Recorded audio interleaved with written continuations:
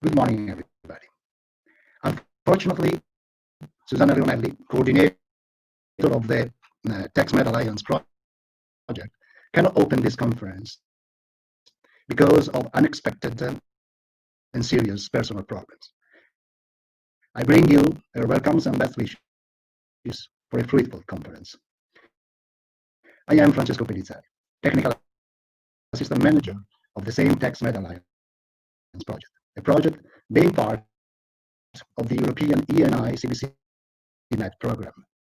I have the task to open our online event, fostering circular textile and fashion in the Mediterranean, together with the representative of the Stand Up project, in accordance to the principle of implementing synergies among European projects. The need for enhancing sustainability. Sorry, Francesco, the sound is not good.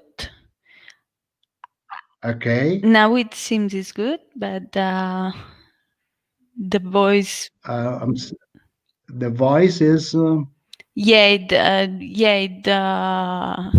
We couldn't hear you well. I'm sorry. I don't know why.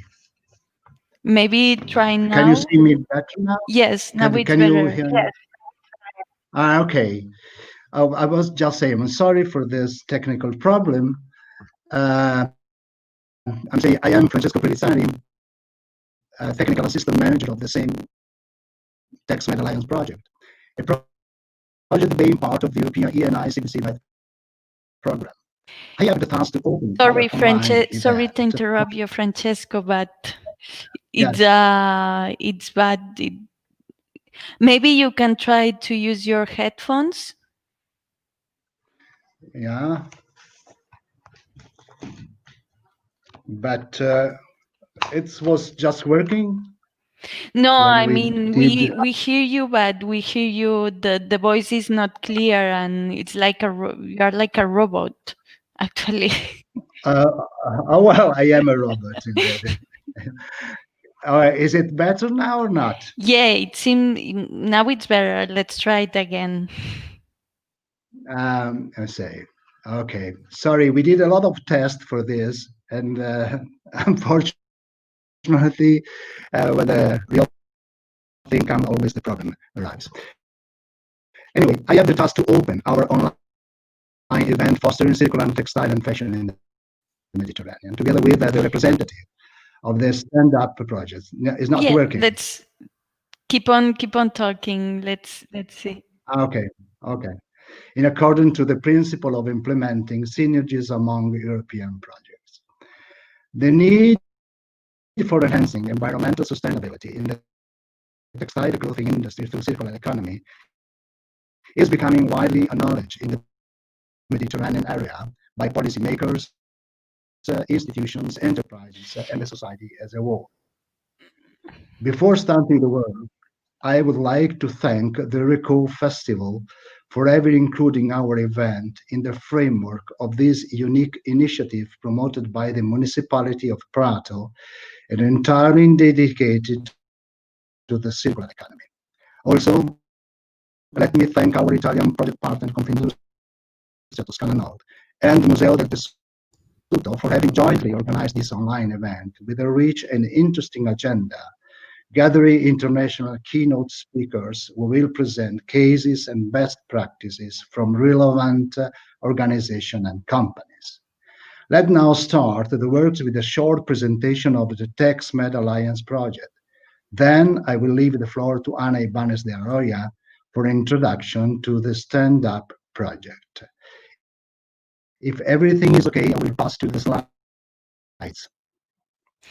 Yeah, the sound it's good and bad, but let's try to continue. Okay. So as soon as that, okay, TechSmed Alliance project is a part of the E&I. Second slide, please. Okay, is a part of the E&I CBC Net program. The project covers 7 countries Spain, Italy, Greece, Tunisia, Egypt, Jordan, and Palestine, and encompasses 8 organizations. Textile of Spain, which is the Textile Clothing Federation, which is a project leader. Then Confindustria Toscana Nord of Italy, the Fashion Association of Greece, SEPE, SETEX and MFC Pool of Tunisia, the German Arab Chamber of Commerce of Egypt, the Amman Chamber of Industry of Jordan, and the Palestine Federation of India. Francesco, sorry, Yeah, it's it's a bit hard to understand you because the voice comes and goes and it's not easy to follow you. tell me what should I do?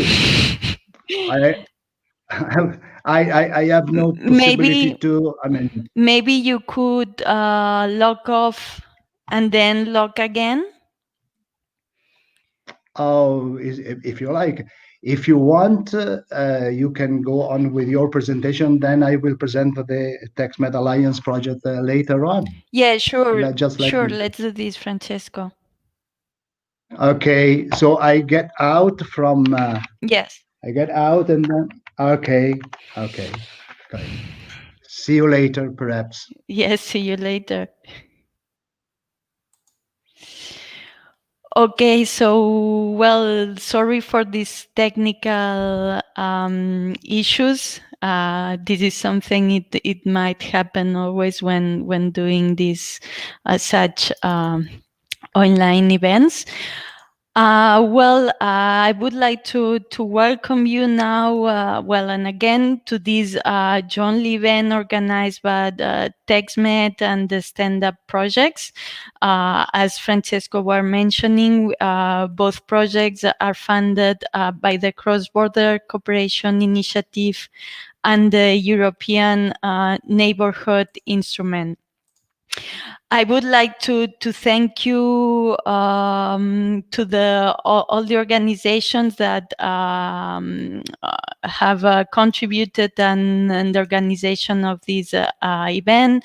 Thanks to Confindustria, la Regione La Toscana, and the Municipality of Prato, and especially for giving us the opportunity to organize the conference within the RECO Festival. I think this event, this online event, is a very interesting initiative because it allows us to put together and to put in the spotlight these two projects and the actions that we are developing to build and enhance the transition of the fashion and textile sector to a more sustainable and circular business model in the South Mediterranean. So my name is Ana Ibanez. I'm a project manager at the Regional Activity Center for Sustainable Consumption and Production, an organization that is part of the Mediterranean Action Plan, which falls under the United Nations Environment Program. And we are actually the leading partner of the Stand Up project. So just as a brief introduction, we all know that the textile and fashion sector is one of the most important economic sectors in the South Mediterranean and in many of their countries. But we also know that it is a sector that creates many environmental impacts all along the value chain. This is caused mainly because the sector mainly follows a linear and make waste business model, and also and with an underlying phenomenon such as the fast fashion. So these business models together and creates a system that needs to consume a lot of resources to function and to produce clothes. So the question I think is that we should ask is, can we actually have alternative and modern and eco-innovative fashion and textiles business models? And the answer, of course, is yes. There's a solution to this, and the solution comes from the circular economy approach, and comes with the implementation and incorporation of circular economy principles in the already existing businesses, but also with the development of new business circular business solutions. So at the SCP RAG, we've launched a publication this week where we try to identify and analyze all these circular economy business opportunities. And we also analyze the potential to replicate them in the South Mediterranean countries. Here in this report, we give a basis or a guide on these solutions, on how to implement them. But this is actually just a theoretical approach. So in order to make this circular economy approach a reality, we need projects such as TextMed or a stand-up, which actually they apply practically these solutions. So the objective of the stand-up project is to enhance a scalable, replicable, and inclusive circular economy ventures in the Mediterranean by developing an ecosystem of business support, innovation, and technology transfer. So yes, please, Vincenzo, if you can move to the next slide, please. And you can make it full screen. Yes, thank you. So here you can see the main aspects of the project, the countries that are taking part to it: Spain, Lebanon, Italy, Tunisia, and Egypt. And you can also see the organizations that are members of the project, that are part of this partnership, and also the duration and the budget for this. So the project will actually last 30 months and will end at the end of 2022. Okay, thank you. So I'm going to briefly explain you the activities of the project. So we have one of the first activity, which is targeting entrepreneurs and startups. We will be providing them with training and support services to develop their business models, to develop or to further develop the earliest stage and growth stage startups. And we will provide them with technical support, but also with access to finance and access to market services. Second, you see here the activities that are related with the promotion of the development of circular solutions to the challenges that the industry is facing. So we will, for instance, create an open innovation platform, and we will also develop a technology transfer marketplace where we will bring together companies and academia and research, where they can try to match the needs and potential solutions. Third, we will also work on the policy at the policy level, at the ecosystem level. So we will be working with the stakeholders to develop policy recommendations, and we will also work with key countries in developing sustainable roadmaps. And last, the project also has will put the focus on the intellectual property rights. And here we will work with again with the policy at the policy level, with the policymakers, and also with at the sectorial level promoting, for instance, creating a virtual community between the both sides, bringing together stakeholders from the both sides of the Mediterranean. And we will also work directly with business and startups to improve and enhance this area. So this is a very short summary. If you can go to the next slide, please. Here you can see the expected achievements of the project. We have numbers on entrepreneurs supported, the voucher scheme that we will set up to run entrepreneurs and startups to develop technologies, products, and so on. And well, some here in short, you can see the main results. So I'm not going to extend anymore. If you want more information, if you're interested in taking part to the project, you can contact me or follow us on Facebook and Twitter page. And thank you. So let's continue with the opening remarks. Since Francesco is not here. Yes, Francesco, welcome back. I try. Can you hear me now? Yes. Oh, good. So Okay. we can continue with the presentation of the TextMed Alliance project. Can you show the slides, please?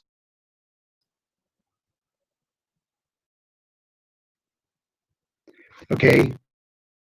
As I was just saying, the sorry, Francesco, not sure the voice was the sound was, but again, let's try it one more time maybe, and then if it's not working, perhaps I'm sorry, I don't know why it's not working. Okay, let's try it one more time. Well, if you can hear me, I will go on. Otherwise, we can change the speaker if you want. Now it seems it's good. But anyway, okay. It's good. Well, I was just saying that the project is based on three areas: internationalization, innovation, and circular economy, and it's based on. Sorry, Francesco, but sorry to interrupt you, but the sound. Sound is not working. Okay. So I think that we have to solve this technical problem. My idea is to go on with Valeria, and we will try to include Susanna. I call her and Susanna, which is on possibly she can present the project. So Valeria, keep going. Go on, please. Okay, thank you, Francesco. Thank you, Anna. I hope you can hear me correctly. Thank you, first of all, to the organizers, to the project partners who invited the managing authority to this event, and to the hosts of the RECO Festival 2020. My name is Valeria Cibrario. I am Senior Officer for the Joint Technical Secretariat for Business SME Development of the NECBC MED program. And I'm here today in representation of the managing authority of the program. So thank you very much. Vincenzo, if you could start with the presentation, please, so that I share some brief information on the program that is financing the two projects. We can just go on to the next, to the following slide. So both projects that are hosting the event today, they are financed by a EU-wide program, which is part of a larger instrument, which is called the European Neighbourhood Policy Instrument. As you can see from the map, this the ENI instrument covers the 27 EU countries and the countries that share an external border with the EU. And for the financing period of 2014 to 2020, the European Neighbourhood Instrument had an allowance of 15 billion euros to be used for bilateral action plans, regional and NE-wide programs, as well as, and especially focusing on today, cross-border cooperation, which includes, of course, the NECBC Med program.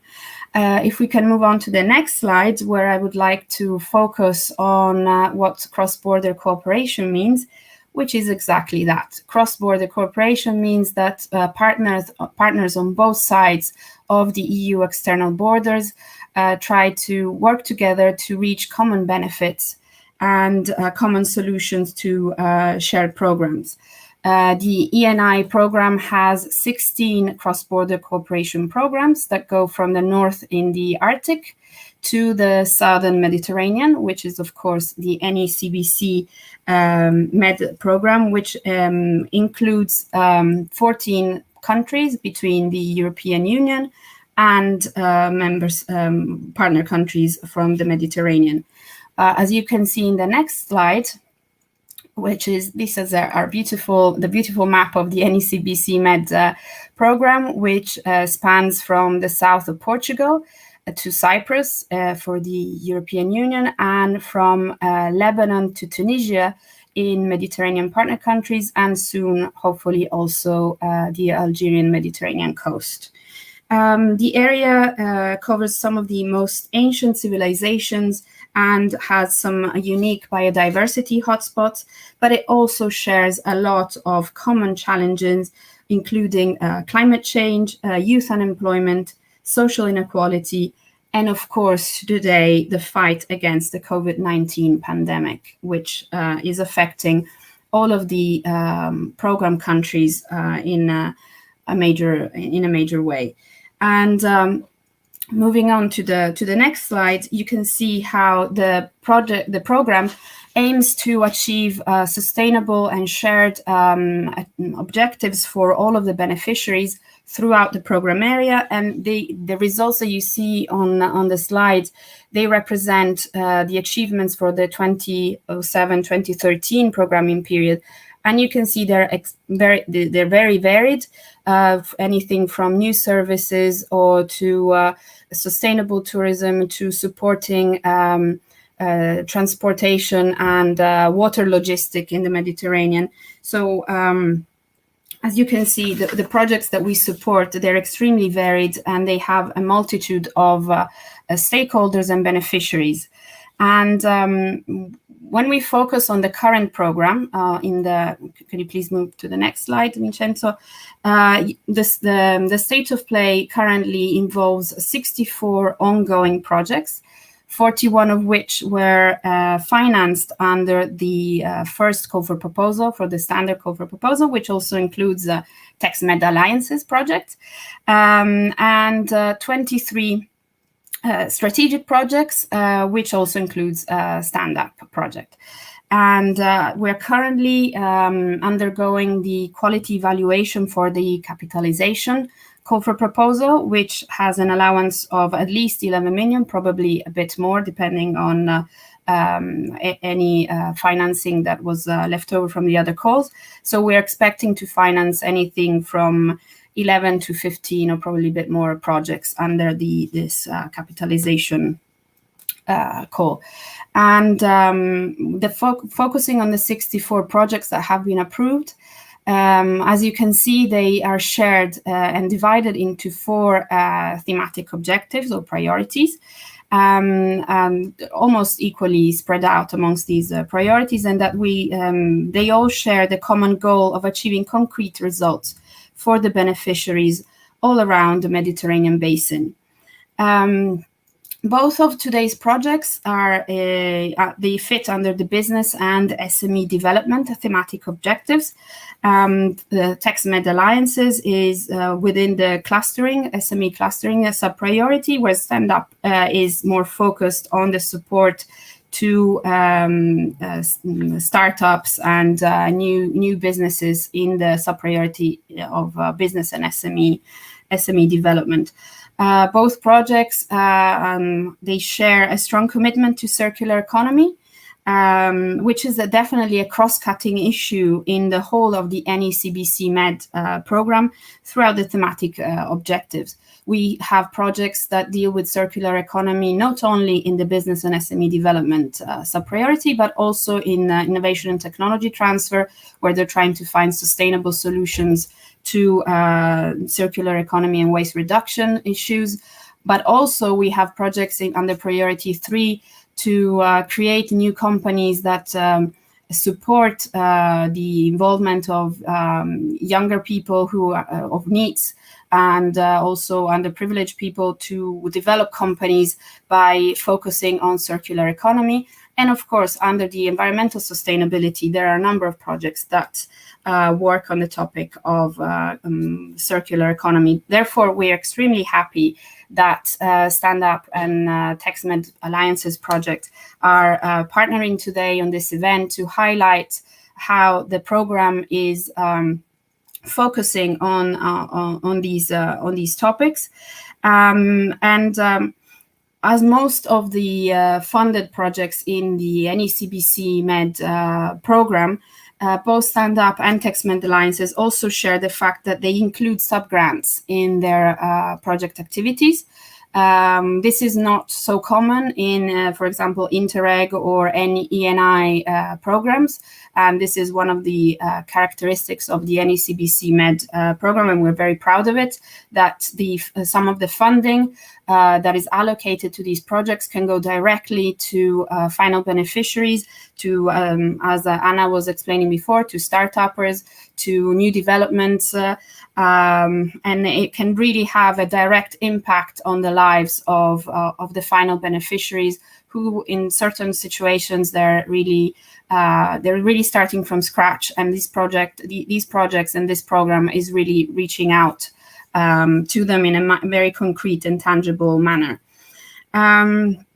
If you can move to the following slide, one of the issues, as I mentioned, one of the big challenges that all of the program area is facing is that of tackling the COVID-19 pandemic.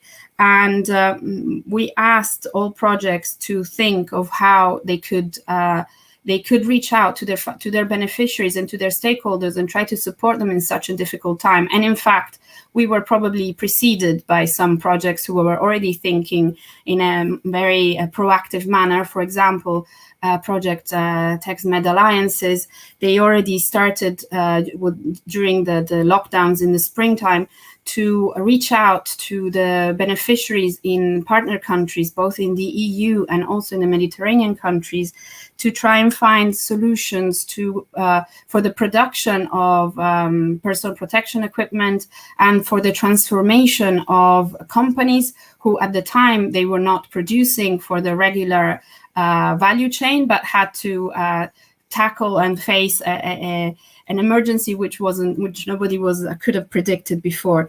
And as you can see, these type of initiatives, they are really appreciated also by the European Commission. As you can see here, the EU Commissioner for Cohesion and Reforms, Elisa Ferreira, picked it up in her communication in the month of April, by stressing how European funded projects can really make a difference to the real lives of the beneficiaries.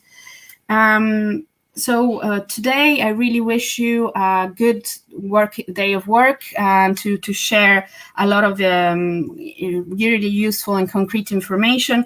As program, we are particularly happy to be here to share the synergies that the two projects are creating. And we're always available to support these type of activities. And good luck and have a great day of work. Thank you very much for inviting us. Thank you, Valeria. Thank you for your intervention. And now We have, Mr. Valerio Barberis from the municipality of Prato. He's not able to join us, but he has recorded a video with his greetings.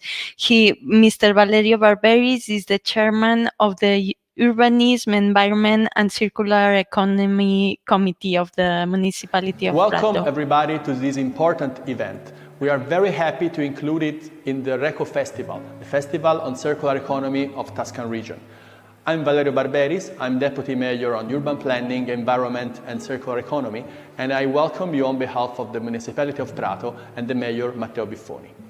The city of Prato has a long tradition on circular economy thanks to the textile district.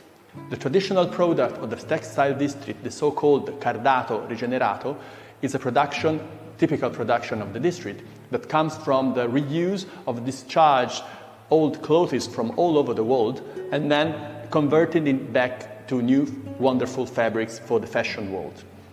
Thanks to this tradition, the city in the last centuries has developed a lot of strategies on circularity.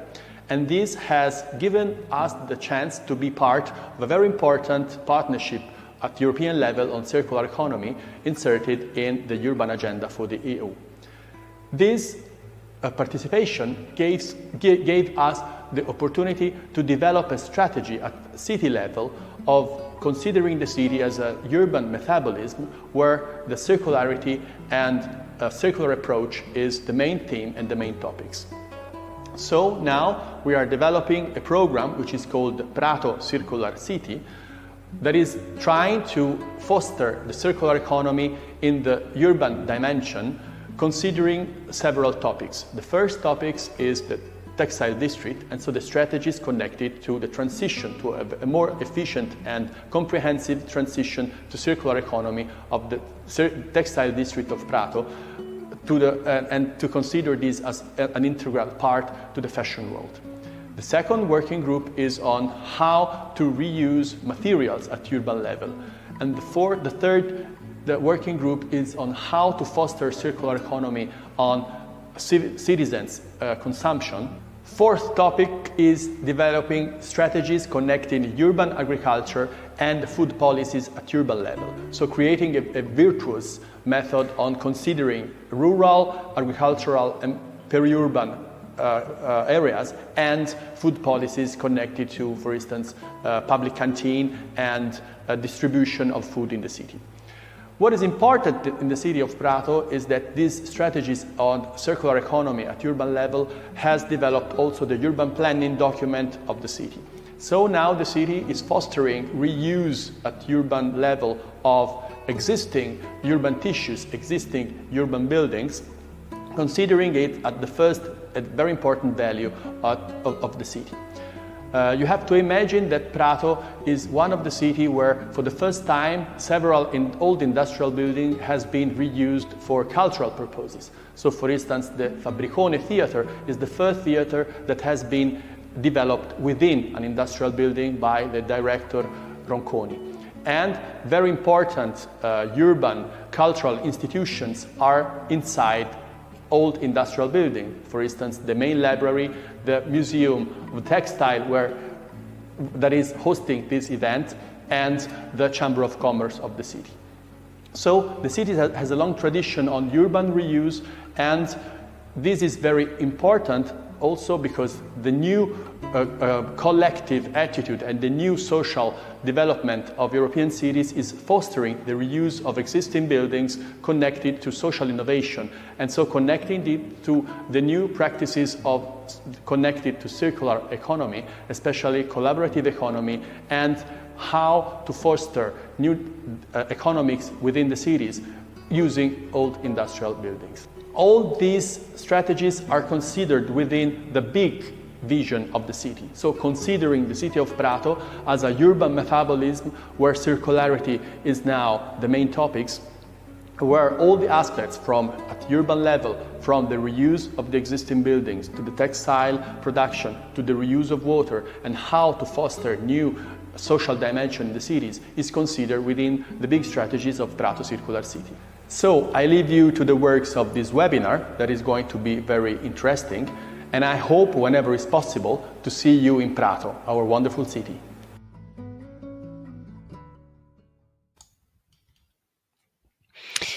Thank you, Valerio, Valerio, thank you for preparing this video.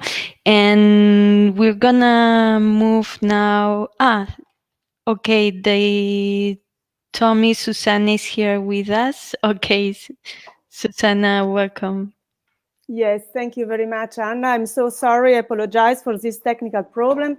I think now you can hear me correctly. Can you confirm? Yeah? Yes. Okay, great. So let's go on with the presentation of our project. So as Francesco was trying to introduce, so TextMed Alliances project is funded by the NECBC Med program.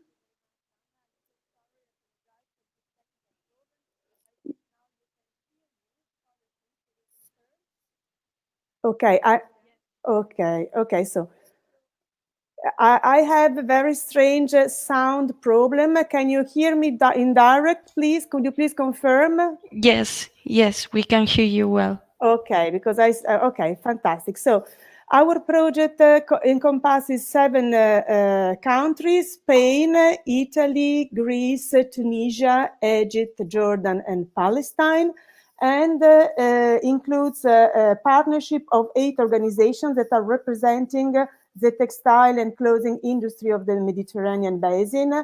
So Confindustria Toscana Nord from Italy, Textile, who is the leading organization from Spain, the Hellenic Association of Fashion from Greece, the Tunisian Textile Technical Center, and the center of the competitive center of El Feja MFC Pole from Tunisia, the German Arab Chamber of Commerce from Egypt, the Amman Chamber of Industry in Jordan, and the Palestine Federation of Industries.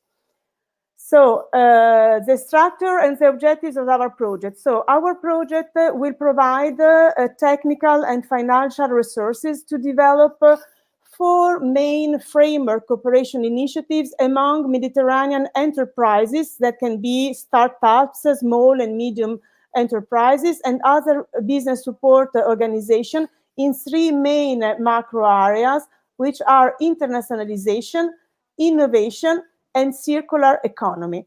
So the final goal of our project is to establish new Euro-Mediterranean alliances among enterprises and organizations that may strengthen their long-term market position. So the framework initiative on circular economy is the one that is more interesting for the forum of today, and of course is at the top of our interest, and is coordinated directly by our Italian partner Confindustria Toscana Nord. The aim of this initiative is to stimulate innovative practices for recycling fibers, fabrics, and final products, and to create also sustainable collection, making available raw materials and equipment of high quality for fashion and clothing at affordable cost. So each framework initiative encompasses several specific initiatives that tailor and focus better the scope of the initiative. And concerning circular economy, we included 3 main specific initiatives. The first one is develop ways to sub-product portfolio, which is the setting up of an informative pool aiming at outlining a possible perimeter of the circular economy applied to the textile and clothing industry. The second one is the reuse of leftovers and of second-hand textile machines to make available to Mediterranean manufacturers fashion quality inputs and machinery at affordable costs.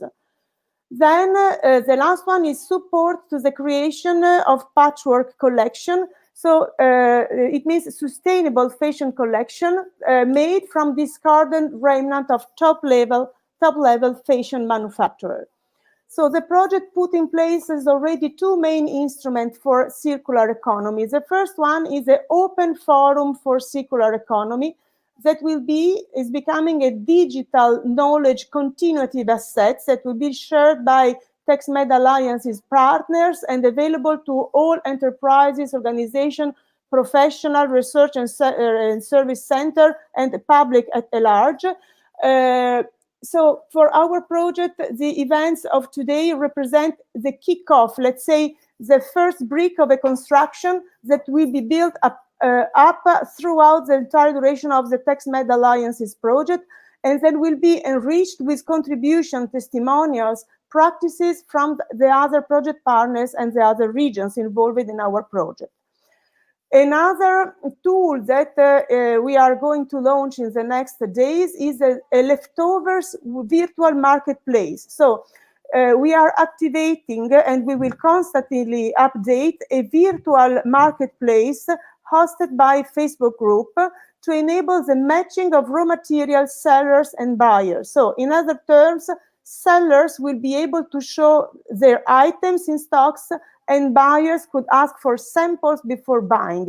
This tool is ready to be officially launched in the very next weeks, and in the next future, a similar tool could be activated also for the second-hand machines.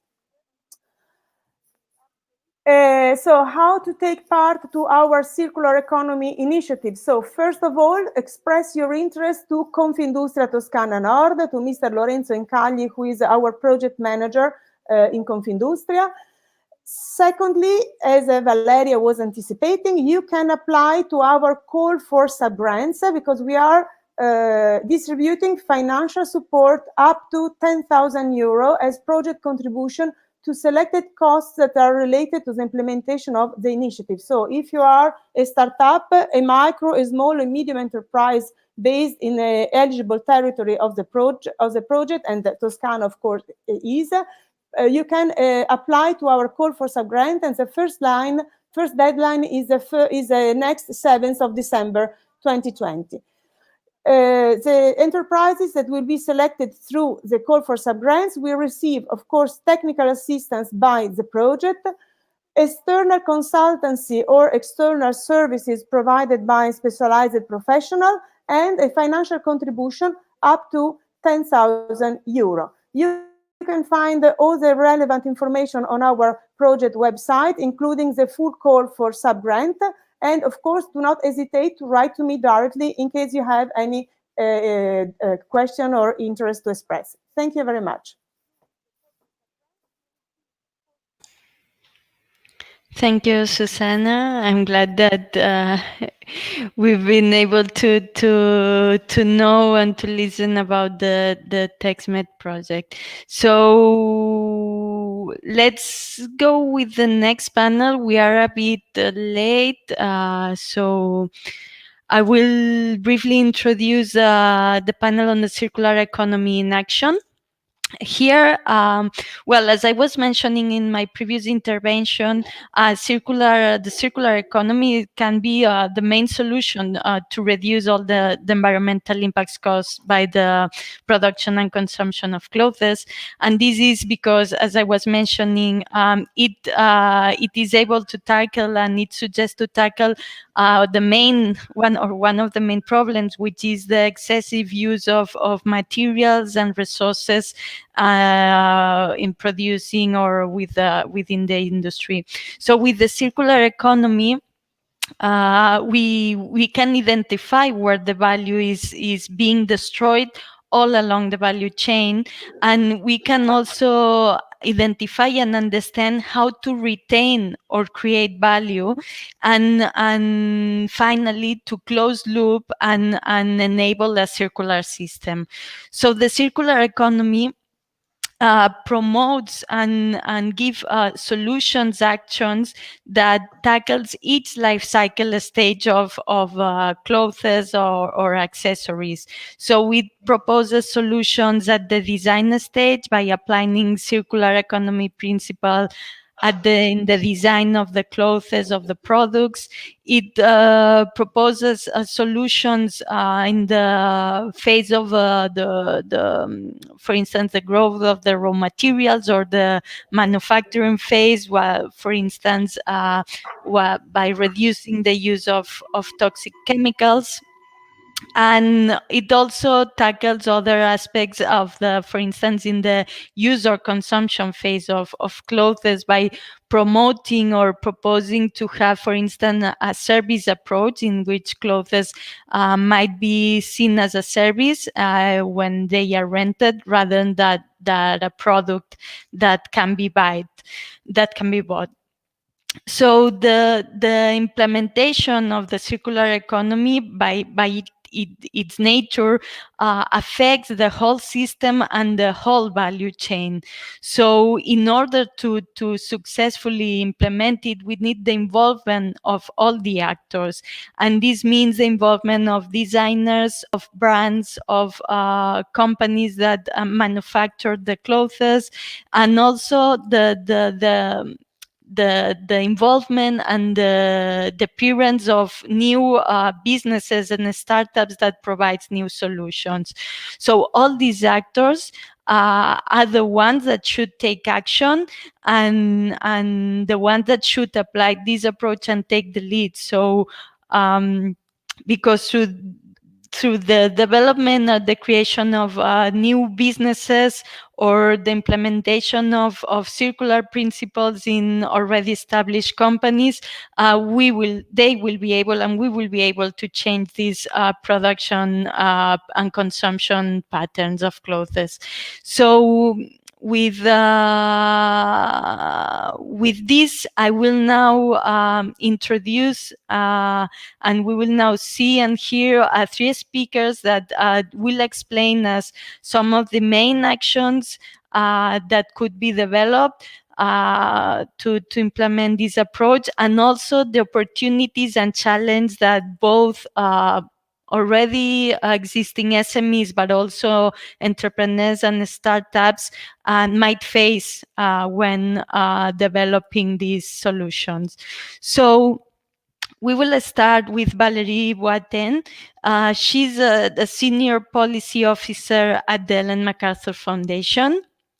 And she works on the circular economy policies relevant, of course, for the fashion and textile sector, and is part of works together with the team on the Make Fashion Circular initiative of the foundation. So, Valérie, I give you the floor. Thank you very much, Anna, for this great introduction on circular economy. I'm not even sure what I can still add to that, but I'll do my best. If I could get the slides, please.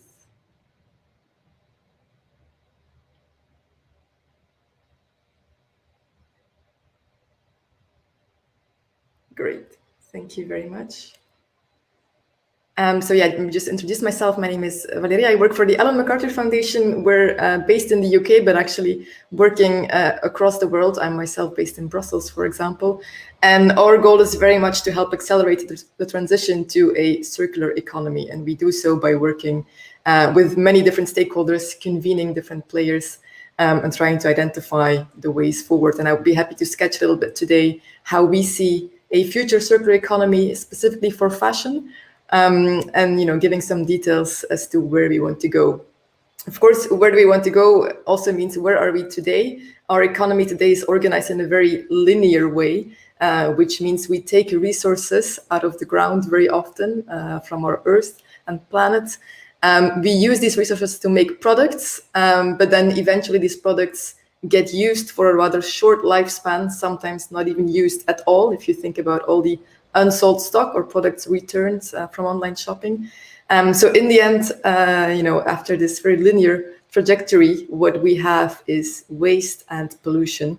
And of course, given climate projections, given our planetary boundaries, this model is simply not sustainable, not even in the midterm.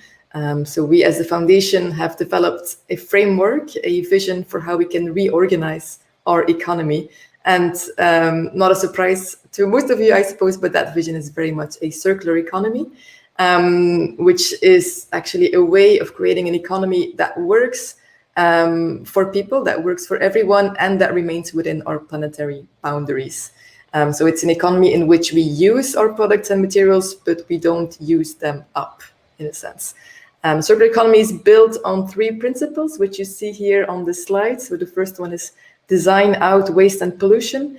This is something we stress a lot. So a lot of changes can actually be made upstream at the design stage to ensure products do not end up in incineration, in landfill, and so on, and do not cause pollution by leaking into the environment, for example.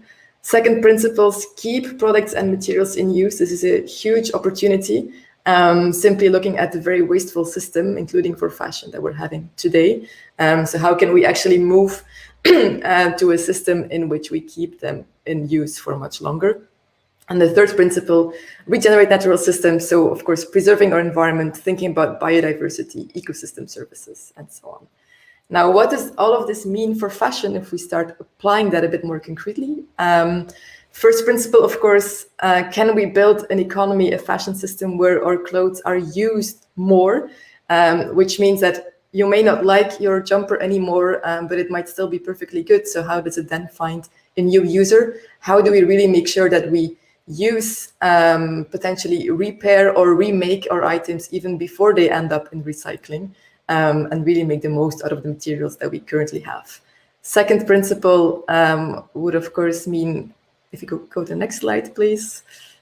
Yes, can we build an economy, a fashion industry, where all these products are designed from the onset, thinking about how they will be used, where they will eventually end up, and ensuring that, you know, there's no chemicals of concern being released, for example, but also no microfibers, microplastics being released into the environment. And then the last one, if you can go on. This is, the principle of clothes being made to be remade, so that at the design stage, we can already think about how the garments can be taken apart, how fibers can be recovered, how we can think about recycling. To make this a little bit more concrete, if we go to the next slide, please. So the first principle, I mean, if you think about the fact that over the past 15 years, we've actually decreased the number of, or the average number of times that we wear our clothing by 40%. So that shows there's a huge opportunity to start building models that actually keep circulating our clothing. So before we even think about recycling, let's recirculate, you know, everything that is still wearable, that is still in a very good shape. So investing in business models that actually are built on keeping products in use and not just on selling products to a consumer. And that's where the story would end. Instead, it's really the use phase that would be central to how these businesses operate, meaning that they run models of resale, for example, but also of rental, sharing, you know, through all these online peer-to-peer platforms and so on, and then eventually recycling. And I've listed a few of the logos of examples, example companies that are going along this route. And the next slide, please. Safe and renewable inputs. This is crucial for a circular economy, because in a circular economy, we create value in a way that does not deplete the resources of our planet. Very simple. So that means working with renewable inputs. Of course, this is quite a transition from today's fashion industry, since we know that about 60% of all the materials going into our clothing are actually made from plastic. So we also, with this, we're making a huge call to action, a call to innovation, to start using new materials which are renewably sourced, so which are no longer tied to fossil fuels, for example, but which also crucially prevent the release of microfibers, microplastics into our environment, and of course, which would enable a full circulation of materials in a non-toxic cycle. And again, some examples of innovators working, developing new dyes, for example, which are entirely safe. And then one slide. Yeah, thank you. And the last principle, at the moment, this is what we've pointed out in our report of the new textiles economy, which was released in 2017. Only 1% of all material used to produce clothing is actually being recycled into the same application, so into clothing again. So all the recycling that does take place today is often sort of cascading into lower value. So a lot of our clothing, if it gets recycled, it's actually recycled into cleaning rags and so on. So how can we actually start building cycles in which clothing is made to be made into new clothing, and in which we keep circulating within the same industry? It's another huge opportunity. That, of course, also means building the infrastructure. So we're also very much calling upon governments, for example, to build the infrastructure to start collecting all textile products, investing into sorting and separation techniques and reprocessing. So there's a lot of analysis, of course, still to be done, a lot of research, so that designers are more aware of what would be the end of use stage of clothing. What would that look like? So what is actually needed to enable, for example, easy disassembly, which can then lead to recycling. These are all sort of the guiding principles that we are also working towards in our work, including with the fashion industry. We're putting this in practice at the moment with a project called the Jeans Redesign. If we can go to the next slide, please. So the Jeans Redesign is actually a project where we pick one product, the jeans, and try to put these principles in practice and produce a product entirely in line with circular economy principles, so producing a circular jeans. We have 60 brands, manufacturers, and denim mills at the moment involved in our project, and they're all producing jeans according to the same guidelines, so the Jeans Redesign guidelines, which are built around recyclability, traceability, of course, material health as well, so making sure that all inputs are non-toxic. You can see the 4 principles here on the slide. And then, what I didn't mention, of course, that sorry, if you can go back to the Jeans Redesign, durability as well. The jeans slide, please. Just one further. Yeah, thank you very much. The design guidelines are all on our website, so I invite you to have a look. They also link to the chemistry involved, for example. They link to the material composition. For example, we ask there to be at least 89% of cellulose content to ensure recyclability. We ask to not have any metal rivets because they're very easy to take off at the recycling stage, and so forth. These jeans are produced at this very moment, actually, and will be on the market before May next year. So this is a bit of a prototype of what design for circular economy means.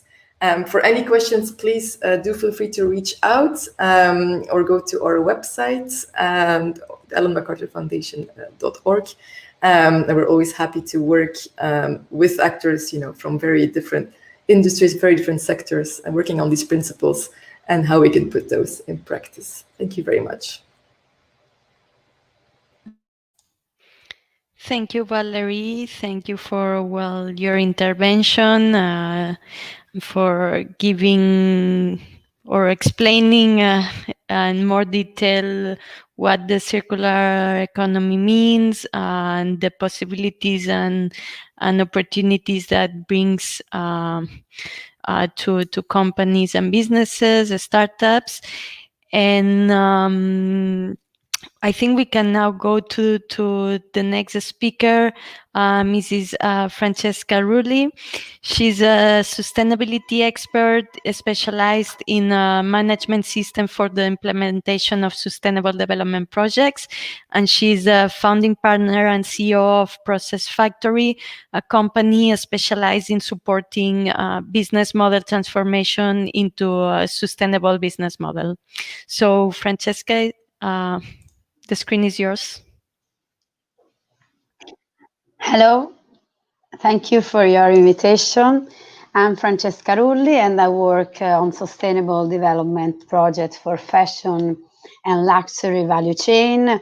And today I speak with you about transitioning circular economy for existing industries. Can I have my presentation? Okay. So we can go on for the first slides because it's my presentation. So we have already presented myself and my company is Process Factory. We have also a mark that is called for sustainability for luxury and fashion companies that implements sustainable projects. But let's start speaking about circular economy transitioning. And I want to start from Global Fashion Agenda, because we have a great opportunity with this agenda defining priorities in our implementation activities. And as we can see, this agenda leads us also through the Sustainable Development Goal and define core and fundamental priorities. We can see that circular fashion systems near to sustainable material mix and other topics is transformational priority for fundamental change. So we have a very great pushing in all our market in the next future on this topic. Next slide, please. So what's the deal? Speaking about circular economy, the current status is far from reaching high levels. You can go for all the slides, so it's better for me. Thank you so much. So we have some data that can help us to think and to change our way of thinking, like Valeria told before. We have about 8.6% of global economy as circular, so it's a very short amount. Thinking to Circularity Gap Report 2020. And speaking about fashion, less than 15% of clothes are collected to be recycled. Less than 1% of the material used to produce clothing is recycled for new garments. So we have a lot of work to do in the next future, in the next years. And if we think that volume of waste from the fashion industry will grow to about 148 tons by 2030, we can say that today we are so far. So our production model is really linear and not circular. So we have to work in this implementation. But we are improving. So this improvement we can see in the growth of the recycled fibers. For example, 14% of polyester recycled polyester, as Textile Exchange says. And all the interest we can see in the certification activity, like the GRS, RCS. So the growing of this implementation project we see in the last year is important. We have to push, and especially on fibers like cotton or other fibers that are not so easy. And it's really interesting, the project that Valeria has shown before. So we need to work in the direction of eco-design. So to start from designing in a new way and let recycle become a new business model, a circular business model. I want to speak 1 minute about the model of Prato, because this Prato district is it's a very great example of circularity. In the Prato district, we have 22,000 tons of recycled wool each year that enter in the recycling process to create new materials. And also eco-design is a new way, the way through which a long list of companies works to create fabrics with recycled material and as recyclable. And another topic is really important as a sort of success story or best practice is the GIDA water treatment, because also water is recycled. And this important project that is public-private co-management project every year purifies about 15 million of cubic meters of water that enter again in the industrial processes. So it's a short example of a very circular business model.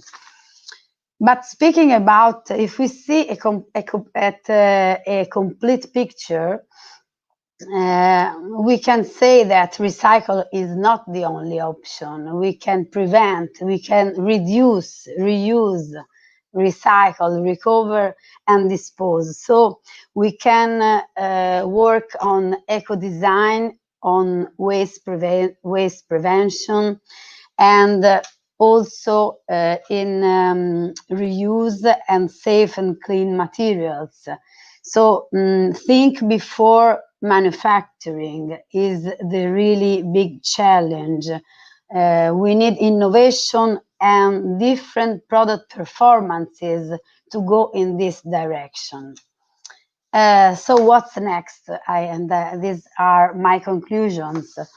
If we consider that 80% of the environmental impact can be decided in the design phase, we have to push in circular design. We have to work with tools like LCA methodology, life cycle assessment methodology, to evaluate the impact before designing, before product development, and selecting a real sustainable supply chain. So these supply chain have to work for the real implementation of these topics. Next slide, please. We have 6 pillars of implementation. These are the model we use, but it's absolutely a common way to see the sustainable supply chain, in which recycle and eco-design and sustainable design is one of the main pillars of this implementation. So I think we have concluded, and we can pass to the panel discussion, in which we have 4 guests that help us to speak. And sorry, Francesca. Yes. We have the next speaker of this panel, Ferda Ulutas. Okay. Sorry. Also, thank you for my presentation, and let's go to the panel after.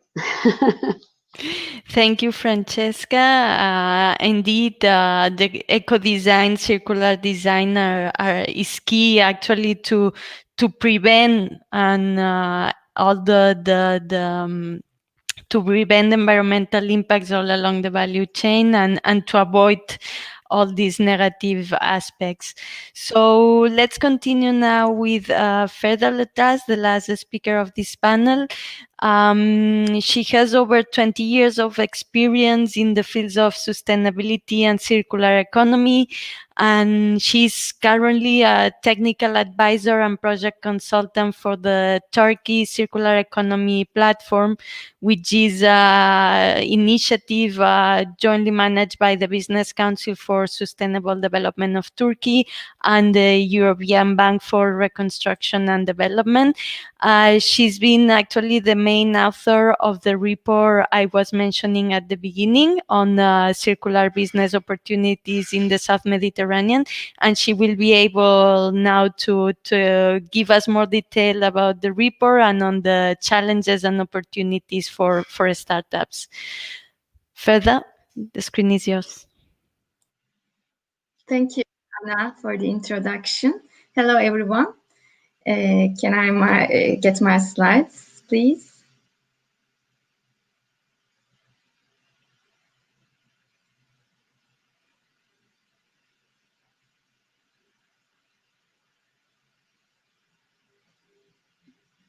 Full screen? Okay. Thank you very much. As Anna mentioned, Sorry. Okay. As Anna mentioned, previously our publication concerning the circular business opportunities for fashion industry in the South Mediterranean has become available a couple of days ago only. It's a joint work of SCP RAK and our organization BCSC Turkey. And it's quite a comprehensive guide for the fashion industry. Its target audience is all relevant businesses, actually, irrespective of their size. But I think it's especially helpful for entrepreneurs and startups. In this guide, we analyze the fashion industry value chains and environmental hotspots, as well as the relevant international developments and their impacts on the region. Then, in light of these, we examined the circular economy strategies and business models in detail, including the business model canvas studies for each of them. We also included case studies from 20 companies. Then we assessed the challenges and opportunities, taking into consideration the local conditions, local traits as well. During the preparation process, we got contributions and comments from a number of businesses, business organizations, and experts. So now I will be speaking about the circular economy challenges and opportunities or solutions for entrepreneurs based on this detailed study. Now let me first go ahead quickly with the business strategies that we identified. Previous slide, please. Basically, we have 5 strategies, as you can see on the slide. And it considers all the life cycle stages. These are preventing pollution and saving resources, recovering resources after disposal, extending resource use and reducing disposal, increasing utilization rate, and shifting to circular supplies and renewable resources. Now the next slide, please. As you can see here, for each strategy, there are one or more business models that enable circularity and value retention or value recovery within the value chain. Out of the 10 business models, 5 of them were identified to have the potential of being implemented in relatively shorter term, based on the existing capacity and infrastructure in the region, in the Southern Mediterranean region. These are cleaner, resource efficient and zero production, upcycling, repairing and upgrading, reselling, rental, leasing, and subscription models. These models are all relevant for entrepreneurs. They can establish businesses by directly implementing these models, or they may become solution providers for larger businesses, filling in gaps and providing supportive services or expertise.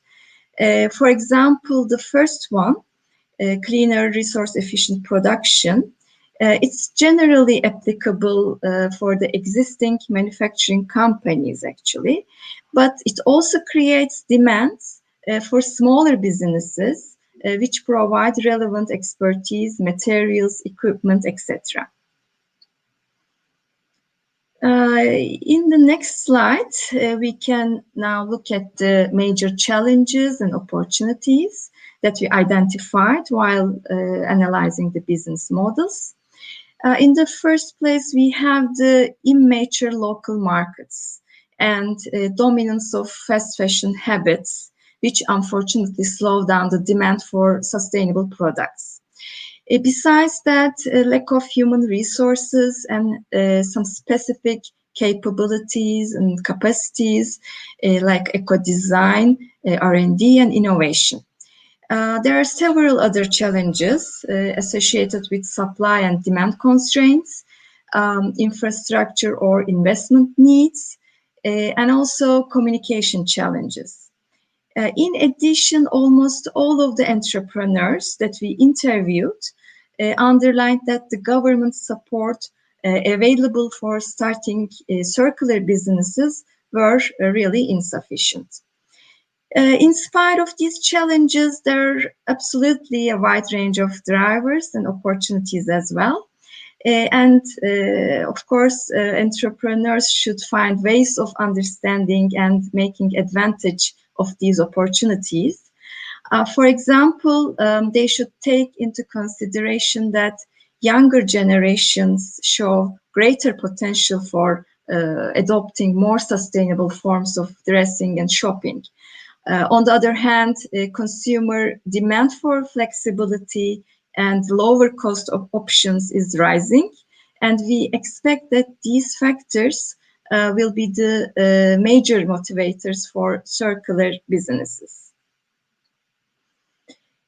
And as I mentioned before, there are 20 case studies in the guide showing that besides the large companies and SMEs, there are quite a number of startups which have successfully implemented circular business models from different parts of the world, from European countries to Vietnam, India, etc. Meanwhile, we know that the international markets for sustainable and circular products will continue to grow, and manufacturers, including those in the Mediterranean region, South Mediterranean region, will be responding to the circularity targets of the international brands or retailers. So circular businesses will become more widespread in the Southern Mediterranean as well, based on the local traits and advantages, as well as by the help of international collaborations.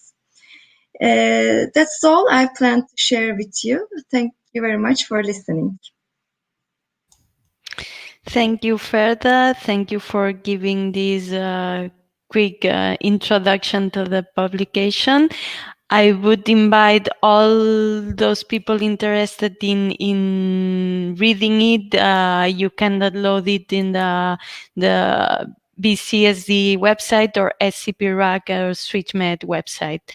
So thank you to the three speakers, and now Francesca, you can go ahead with the next panel. Now, yes. Thank you. Thank you.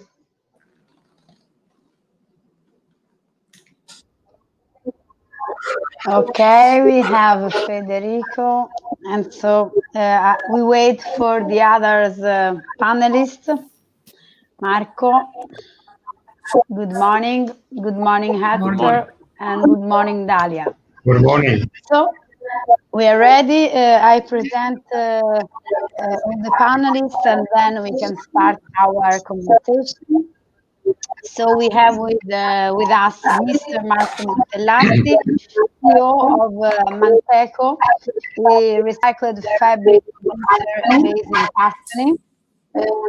Then we have Hector Dell'Arco, sales director of Villa Rasa, is a cotton yarn producer based in Spain. And then we have Federico Gualtieri, president of Filpucci, is a yarn producer based in Tuscany. And Mrs. Dalia Benefatto, a consultant for sales and development of Rimoki, that is a service provider based in Holland and working on recycling and circular economy. So we have a very interesting panel to discuss together about the issue of this TextMed Alliance project. And I want to start with Marco Mantellassi.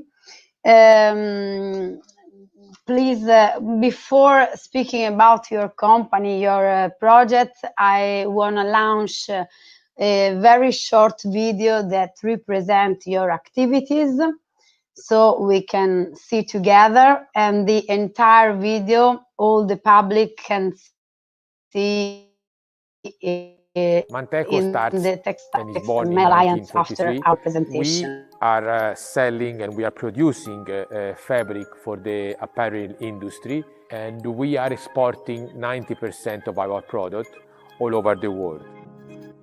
We have been very known for the wool products, for the carded wool, and also for the recycled wool. Not only we don't throw away wastage, also we give them a new life. With the GRS certification, we provide our customer a guarantee of social respect and environmental respect. We are also certified OCS. The customer and the final consumer know exactly that the material has been made with responsibly made raw materials. Manteco adheres to the BCI platform. We can provide Ecovero viscose yarns, Lansing Tencel yarns, FSC yarns, and GOTS yarns.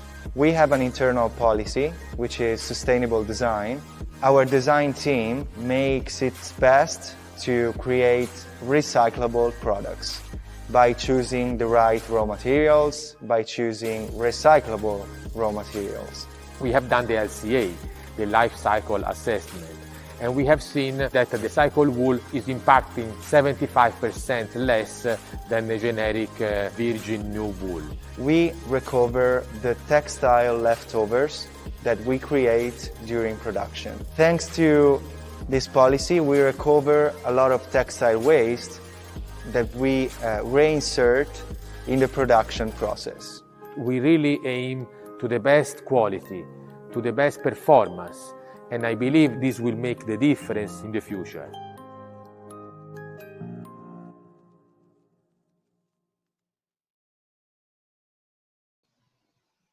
Thank you. And so, Marco, please tell us, how did you start your sustainability roadmap and what is your Manteco system? Hello, good morning. First of all, yes, my name is Marco. I'm the CEO here in Manteco. And once again, thank you for your invitation at this panel. Yes, I think that the word sustainability, the word recycle is very, very important and deep. And nowadays, sometimes this word has been a little bit overshown. And I believe that Manteco started to be recycled already in 1943, the date of its born. And it's so important for us because since the beginning, we were recycling the blankets, we were recycling the old garments taken from the First and Second War. And then we were putting back into new fibers, then new fabric, and then we were giving again this to the market.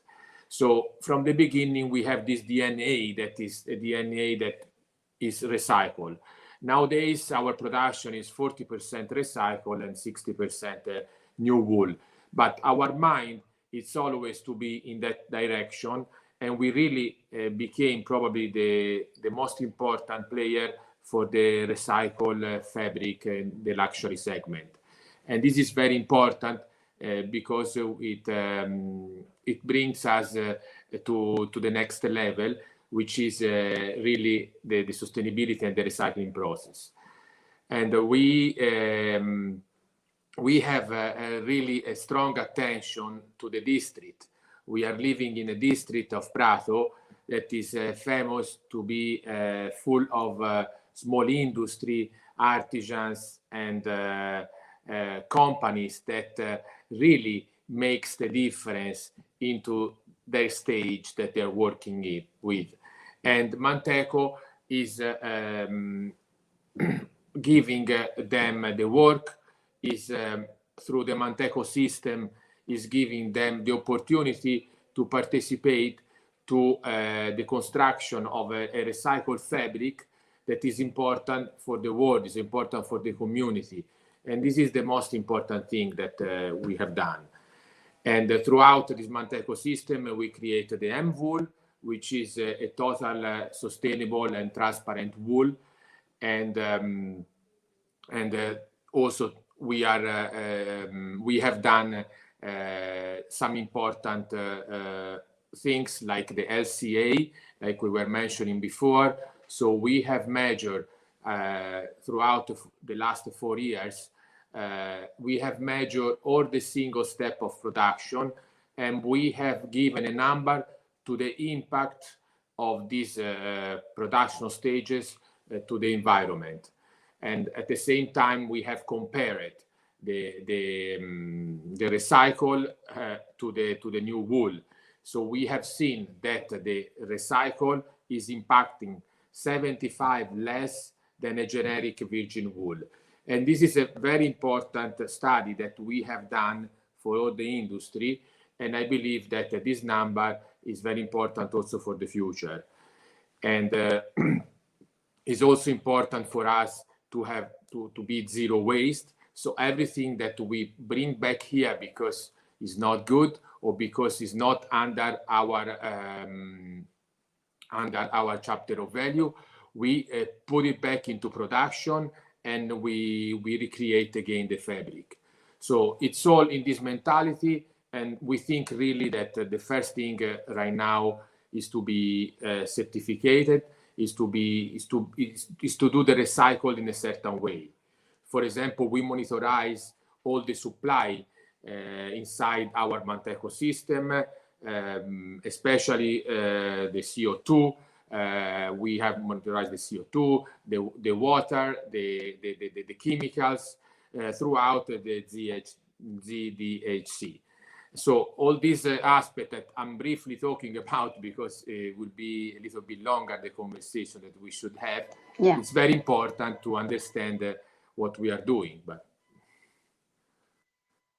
yeah, thank you very much. So your Manteco system is the great attention to all the values, all the sustainability values in your supply chain, and also calculation through the LCA of the environmental impact and reduction thanks to your recyclable production. So very interesting business model. Especially speaking about a district that have to prevent all the knowledge that you have built during your history. So thank you, Marco.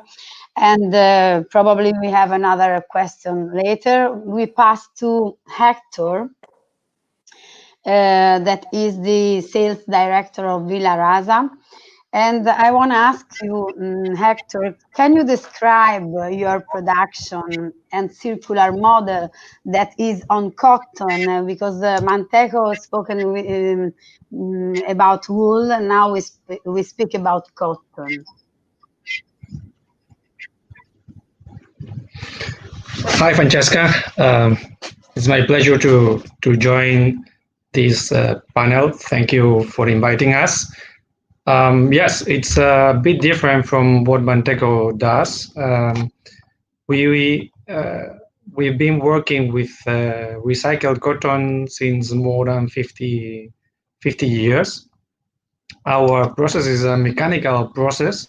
We shred the clippings, cuttings, rags coming from the knitted garment productions.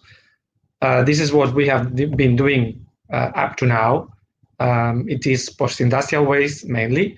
So now we have been requested to go for post-consumer waste, new initiatives, to go for this circularity fashion, the closing the loop initiatives. And the process is more or less the same. I mean, we need to recycle these garments mechanically, and it places us many challenges. Do you want me to go for the challenges, or would you like to introduce? Yeah. So if I understand correctly, you are based on post-industrial, but now you are really focused on post-consumer materials. And correct. Probably for this kind of production, you can help us to understand what are the challenges, what are the efforts you have to face to create a very interesting product with clear requirements, but helping recycling? Of course, the main challenges we are facing today regarding the use of post-consumer feedstock could be summarized in 4 different issues. First one is the sorting. It means sorting per composition and color of the post-consumer waste we would receive. There are technologies under development prepared for these processes, but most of this is still done manually. Of course, if it is done manually, it means upscaling it to an industrial production is still not possible. But this is what we have to develop and to fight for. Then another thing is the labeling, which is connected with the first one of the sorting, because we need a good sorting of composition if we don't want to have troubles with the regulation. The current regulation today doesn't leave us much space for the uncertainty. So unless we do an accurate sorting of the raw material, we will be forced to use the words mixed fibers, which brands don't like at all. So we have to work with the authorities, in this case with the European Union, to help us introduce the sustainability in the labels too. Then the third issue would be the preparation. Preparation means cleaning the garments from its accessories, like zippers, buttons, labels, leather parts. It has been also mentioned in the previous panel. Despite there are machines able to make this process quite accurate, today it is still done manually also. So we have to improve this process too, to make it also scalable on an industrial basis. And the last challenge is something we have to discuss with our customers, is the eco-design. The designers must adapt themselves to the new technical features of the yarns made from recycled raw material. Because the recycled yarns, has nothing to do with those made with virgin fibers. And simultaneously, they should start designing new collections, monofibers, means without that many blends as they are using today. Because if we are thinking of these collections to be recycled later on, the less the blends, the easiest it would be the recycling. So these are the challenges, but at the same time we are developing different projects today with different customers. For example, we are involved right now in a project to recycle workwear for a customer who is thinking on reusing the yarns coming out from this workwear in new collections of home textile products. Another project we are working in is the recycling of denim or jeans feedstock, either for weaving new jeans or also for other products not related to jeans. The advantage of the jeans is that the raw material coming from this feedstock has a very high content of cotton, so it makes it quite easy, the recycling and the reuse, thinking on the labeling. Then we are also collaborating with collectors of used textiles in the design and production of new yarns, with a special focus on the fashion industry. I mean, we received some inquiries from collectors in Europe and also in Spain, which are trying to offer their waste, the waste they are collecting, which cannot be reused as a garment, to offer to their customers a blend made out from that post-consumer waste that could be blended also with post-industrial waste. So we can find a solution mixing both type of fibers to offer a new yarn. Then other projects we are involved are the ones related to closing the loop. I mean, closing the loop with a specific customer. as customers which wants to reuse their waste to produce another yarn also being used in their process. Thank you. Thank you very much, Hector. And I think it's really interesting, your perspective about product requirements that the market have to change and to define in the case of recycling material, especially speaking about chemicals, about blended product production, and thinking to eco-design to support the rethinking of all the production. And this asks also innovation. So when you speak about manual processes, I think that we have huge amounts of post-consumer or industrial materials that can be used, but we need industrialization. So it's a very interesting future we are building for this project. We need to convince the market to use this kind of fibers. Now it's very trendy to talk about circularity, but it's not that easy. I mean, it seems that it's that easy as taking this raw material and doing that as a normal thing, but it is nothing. It has nothing to do. I mean, virgin is virgin, recycled. The features will not be the same, and we have to educate the market. Yes, thank you. And so we can listen to Federico.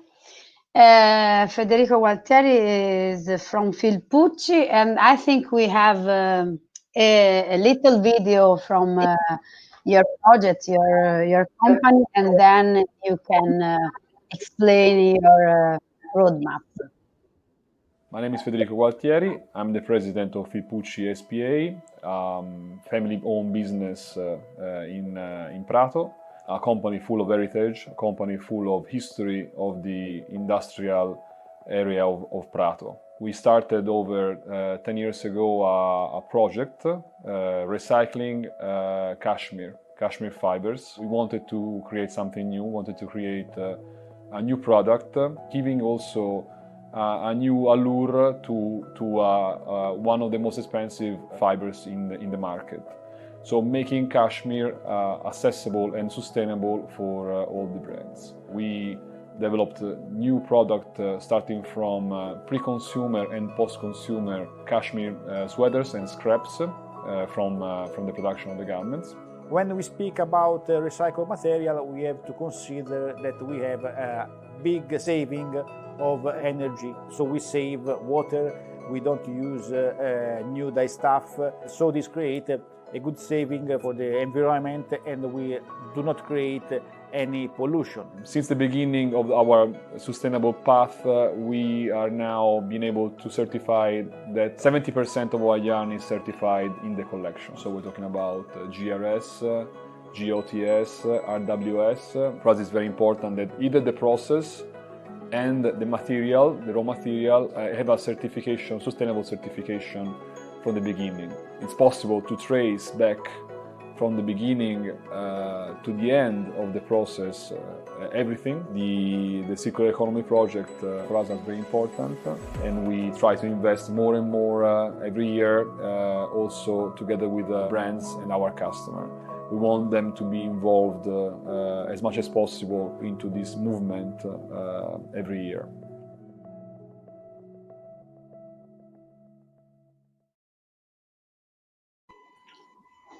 Oh, so the introduction of your company and your business model is quite clear with the video. So we can focus on your project called Reverso. Would you please tell us what are the key factors of this project? What are your goals? What are you working on? Thank you. First of all, thank you much for the invitation. It's very interesting to be here explaining what we are doing in Filpucci as well Reverso. So talking about circular economy in the project of Filippucci, of course, Reverso is one of the most important projects that we launched since 5 years. We like to start back a little bit from the past. We started 10 years ago recycling cashmere. Like I said in the video, giving the opportunity to our customer to buy a sustainable option to what is the most expensive, one of the most expensive fiber in the market. And this became very slow because basically there was cashmere 100% and this 95.5. So the regulation behind the composition, as Hector was saying, are very strict on the composition label for the 100% composition products, such as 100% wool and 100% cashmere. So of course in yarns we are not allowed to sell something that is 100% using high percentage of recycled fiber due to the fact that there is a little inside the fibers a little bit of contaminations from the recycling process. Recycling process that it's not short. It's a recycling process that involves many companies and many capabilities. So this is why we created the Reverso company. Reverso company, it's actually a supply chain. So each company being part of the supply chain is specialized in only one phase of the process.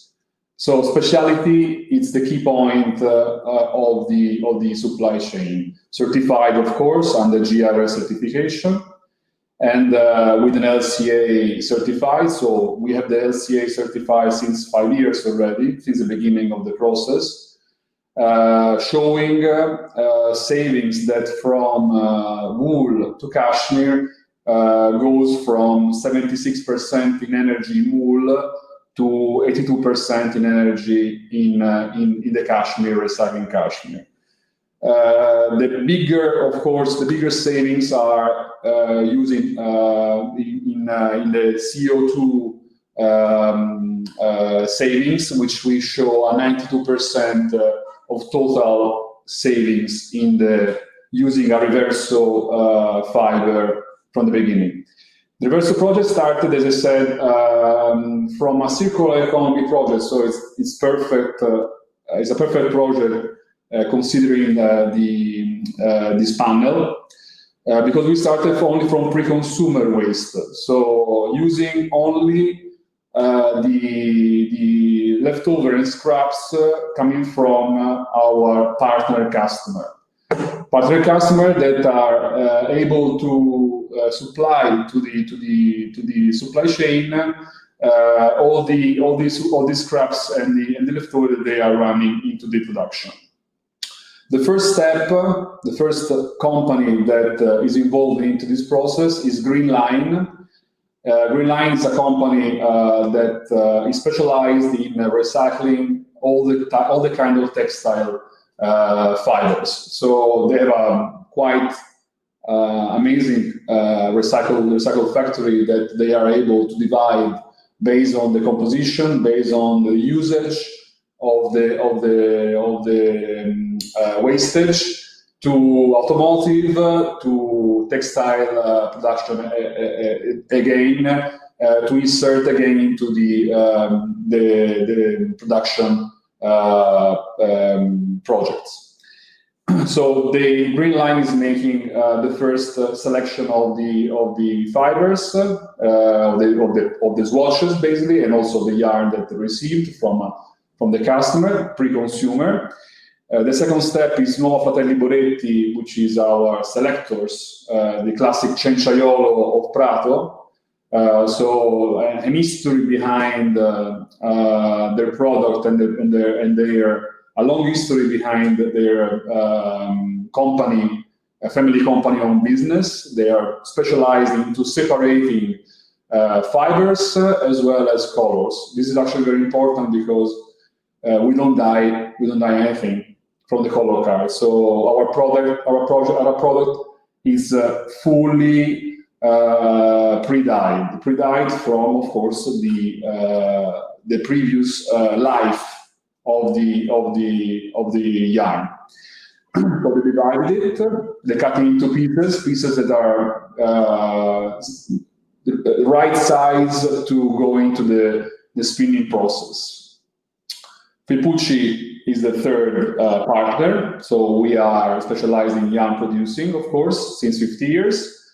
And we mix, we blend, we put wool, RWS wool inside, we put additional GRS wool inside, depending on what the customer wants to have in the end. We make the melanges, so every single product, every single lot that we produce is unique, because we have to use the material that are available. So even a color that can be an easy thing to think about in our recycling process is something unique. So one gray, I have the color card here, for instance, one green, one blue navy from our color card. It's unique. Every single lot that we have is made by using the raw material that our supply chain process can give us. So to create this navy, we usually have multiple recipes to make it. Yeah. It's not like cooking, basically, but it's very similar to that, because at the end of the day, it's a percentage of everything that put together will give you the same product. The fourth, sorry. No, the fourth partner is Stelloni by Michael, that using the yarn that we produce is producing also fabric. Okay, and so this is really interesting because it's linked your unicity, your unique product. It's linked also to the thinking we made before about product requirements, because if you realize something every time different, I think it's not so easy to ensure requirements that sometimes are really stricted and based on virgin materials and not on recycled materials. So this is a very great challenge. It's also interesting, Federico, what you mean about upcycle and downcycle activity, because you have spoken about automotive or other sectors that can use recycling materials. So to increase this percentage of recycled materials, we can think to different sectors, so not only to upcycle activity, but also to downcycle.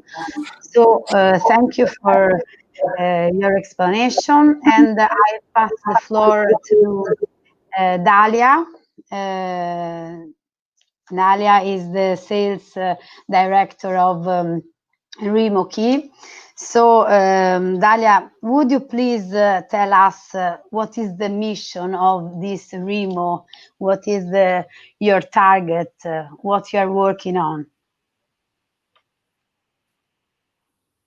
Ciao, Francesca. First of all, thanks for the opportunity to talk about the whole project. So, let's start with the goal and the key target, because Remo actually is a beautiful project before than everything else, that aims to promote and motivate textile recycling consumption by offering a strong communication tool to textile companies, either brands or part of the supply chain, that use recycled content to make beautiful new products, just like we saw so far till now. Actually, it wants to motivate mainly people, consumers, because it goes directly to communicate with consumers, toward more sustainable solutions and conscious choices. So it aims to raise the awareness in general and to create a movement, as the word does says. In fact, REMO stays for recycled movement. And last, aims to foster circularities. So the project is very ambitious, and it was started quite a few years ago by a guy from Holland named Martin Avik. Okay, thank you. And can you explain what does the REMO label work?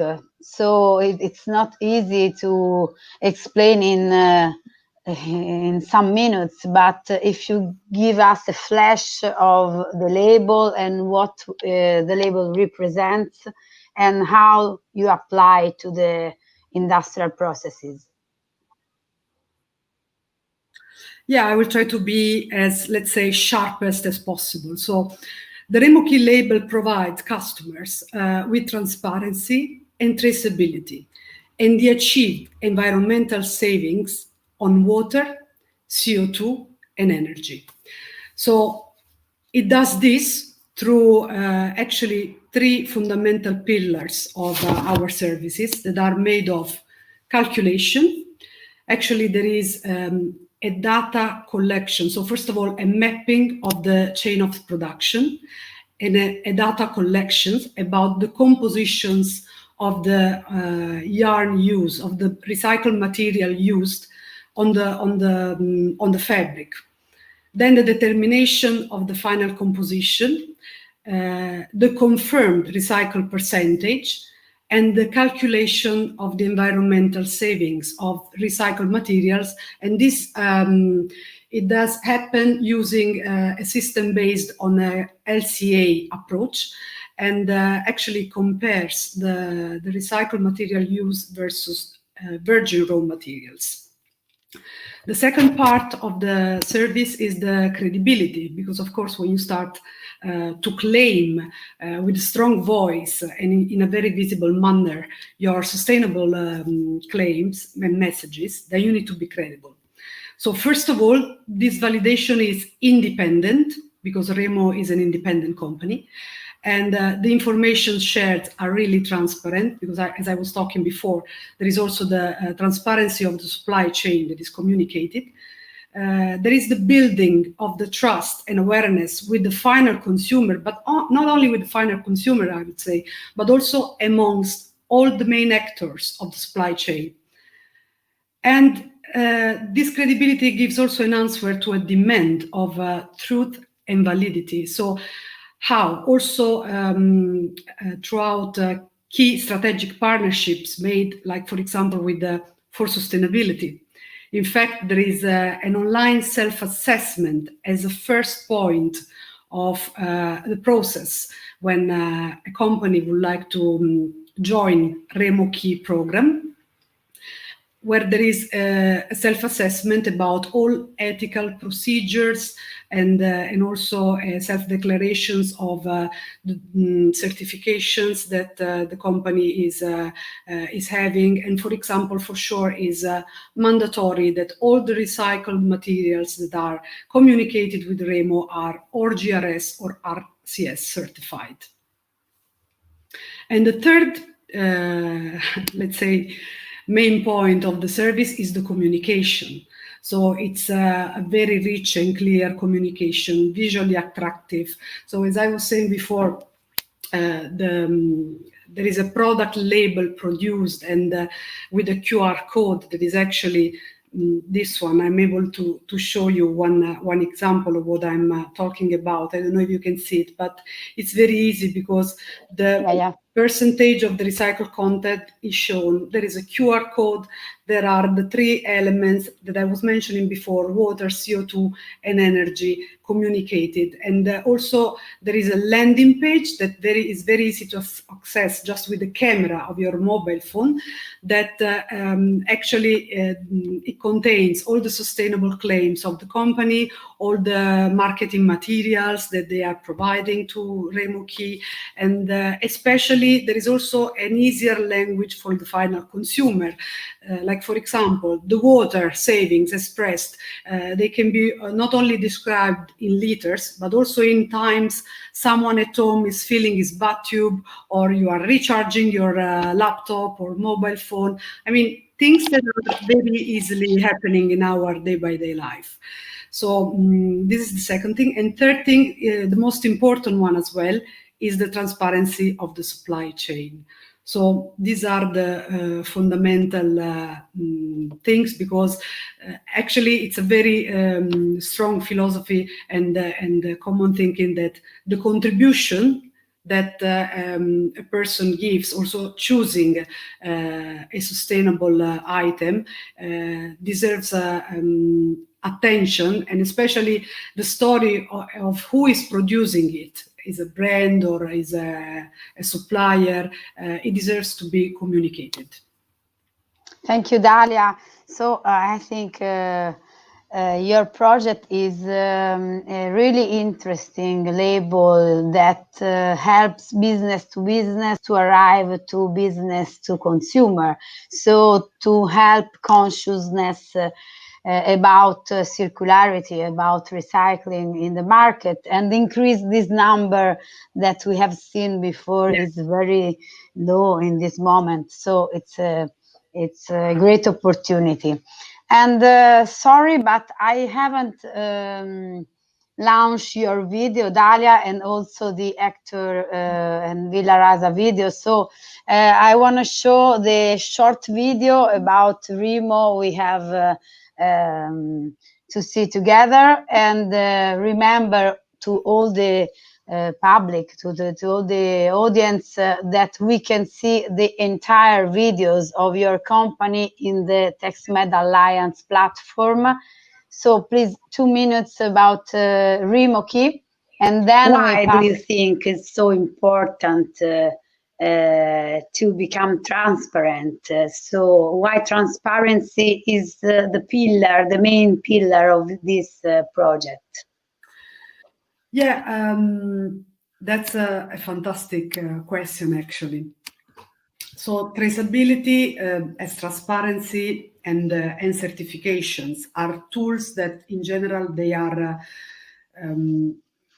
guaranteeing to final consumer against counterfeiting, first of all, but also traceability is very important because it's the only way for a company to strengthen the relationship with the final consumer, and a relationship that is based on real claims and on trust, because actually transparency makes very easy for the final consumer to have all the information about the product, to find them, and also to find information about the care that they should have of the product, and especially what to do with it at the end of its life. So it's a great communication tool, but it's also a communication that, let's say, Francesca, in a very easy way, if I choose to be transparent, is because I'm confident about what I'm saying, and I know that I'm saying the truth. I'm ready to say the truth.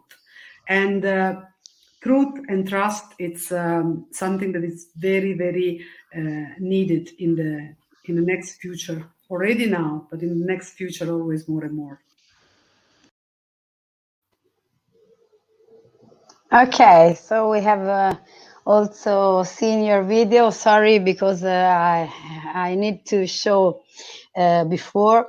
And I want to close with the Villa Rasa video. And before this video, I want to ask you a last question. You can answer if you want, Hector or Federico or Marco, about eco-design as the new challenge we have in the next future, because as we can see after all this conversation, we have to convince brands, we have to work on the market, defining a new way of thinking production. So what do you think about this challenge? Hector, do you want to tell us something? Yeah, sure. I think we will understand each other. I mean, we are here in this post-consumer projects thanks to one big retailer that brought us to this new venture in 2016. I mean, at that time, we thought it was not crazy, but quite impossible because of this constraint, these constraints I mentioned before. But after this period, we know today that there are possibilities to solve it. And we are educating the brands to go in the same way. I mean, we can readjust the features, we can readjust their features also, and we can do it better for sure. So in the end, we will come up with a solution that will help anyone in a shop to be sustainable with something virgin, also with something recycled, because the virgin, you also have other solutions. We don't deal with those solutions, but you have the organic, for example, and you have the PET. We are not in that battle. We are more for the recycling, but I'm sure that the recycling in the end will succeed with nice designs. I mean, also in Prato, we are selling yarns from post-industrial that are being sold in certain articles that you wouldn't believe that are made out from post-industrial waste, and they are. So it is possible to understand each other for sure. So this education for brands, it's a very great challenge. Marco, do you want to add something about the education of brands and this sexy production we can realize with recycled materials? The audio?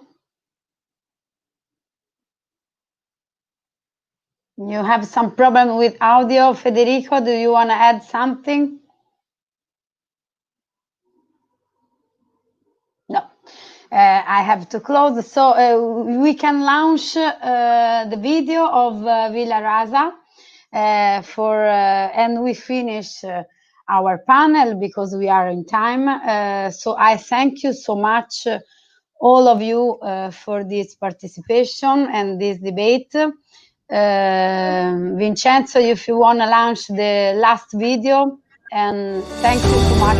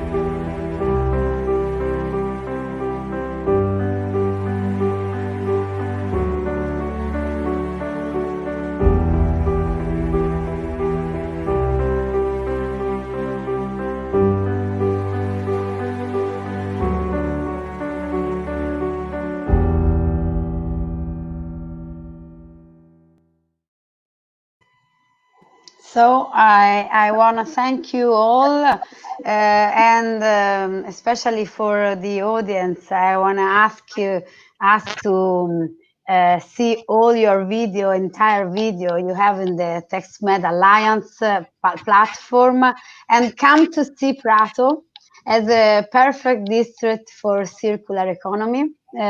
So thank you again.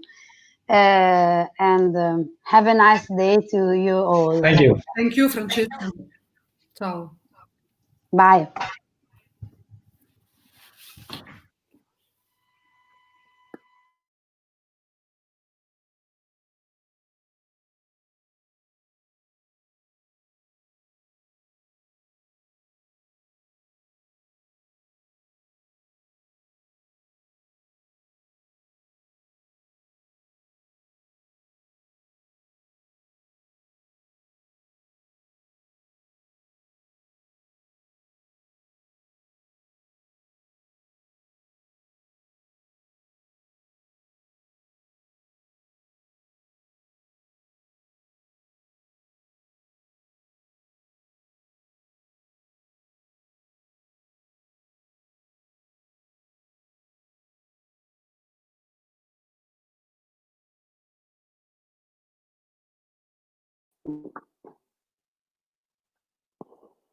Hello everyone. We are waiting for the rest of the people that are going to speak now in this new panel. I would like to introduce you the Stand Up project, and we will light the project with these 4 real cases that are coming to this panel. Well, I think that everything is working okay. Vincenzo, could you say to me if the people is listening me? Sorry. Yes. Well, the people are coming. Hello, Maximilian. Hello, David. Nice to meet you. Yes. Hello, Omar.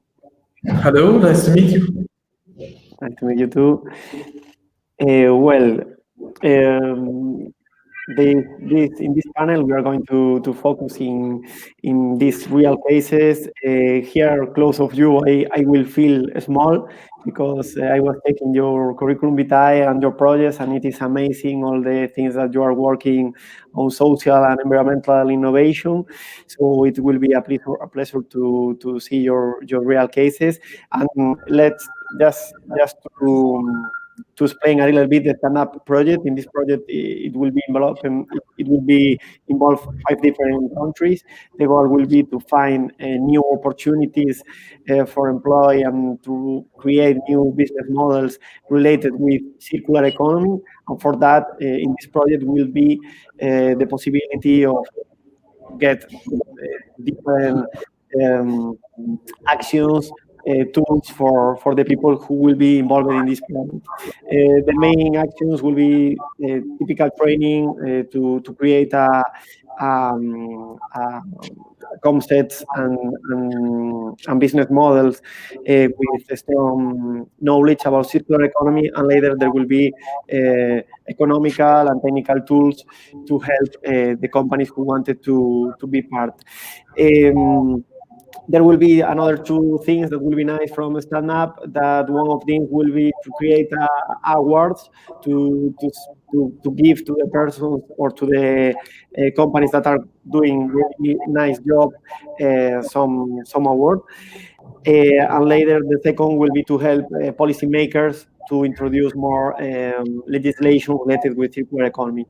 Well, now that we have here all the panel, I will do a small brief about each one to introduce yourself.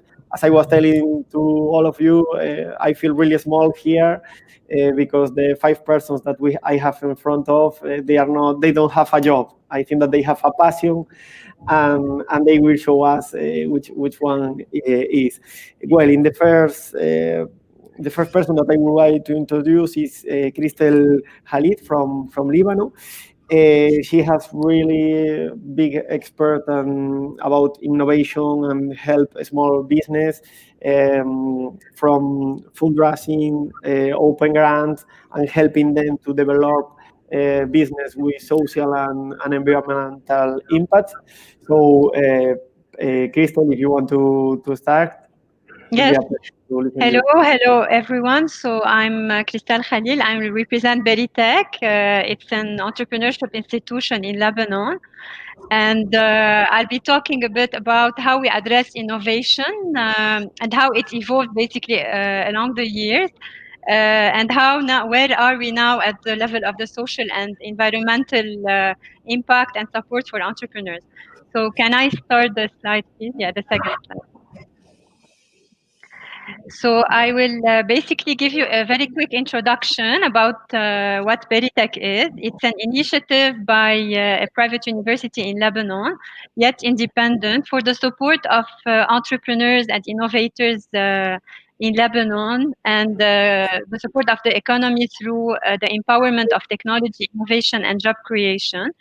So it's what we do is that we offer a whole ecosystem of support to help companies start and grow businesses. We support businesses on the level of idea stage, startup stage, and SME stage. I will, in this slide, so I will just give you an overview about how we address innovation and support to entrepreneurs across all sectors, so including the sector we're focusing on today. So basically, we start always by the outreach and the selection of entrepreneur. And on the level of selection, we always focus on the team expertise. So the team should really offer expertise in line with the venture they are forming.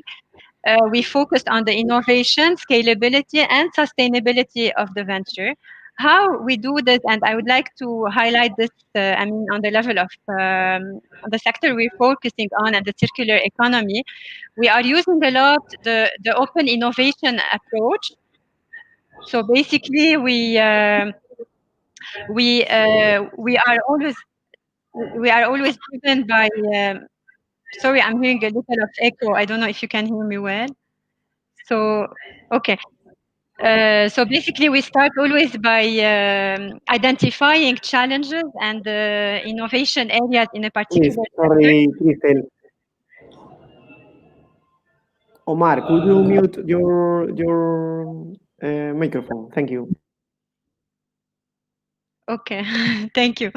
So I was talking about how we address basically a certain particular innovation in a particular sector. So here we're talking about circular economy and textile in focus. So we tackle a lot. We interview industries.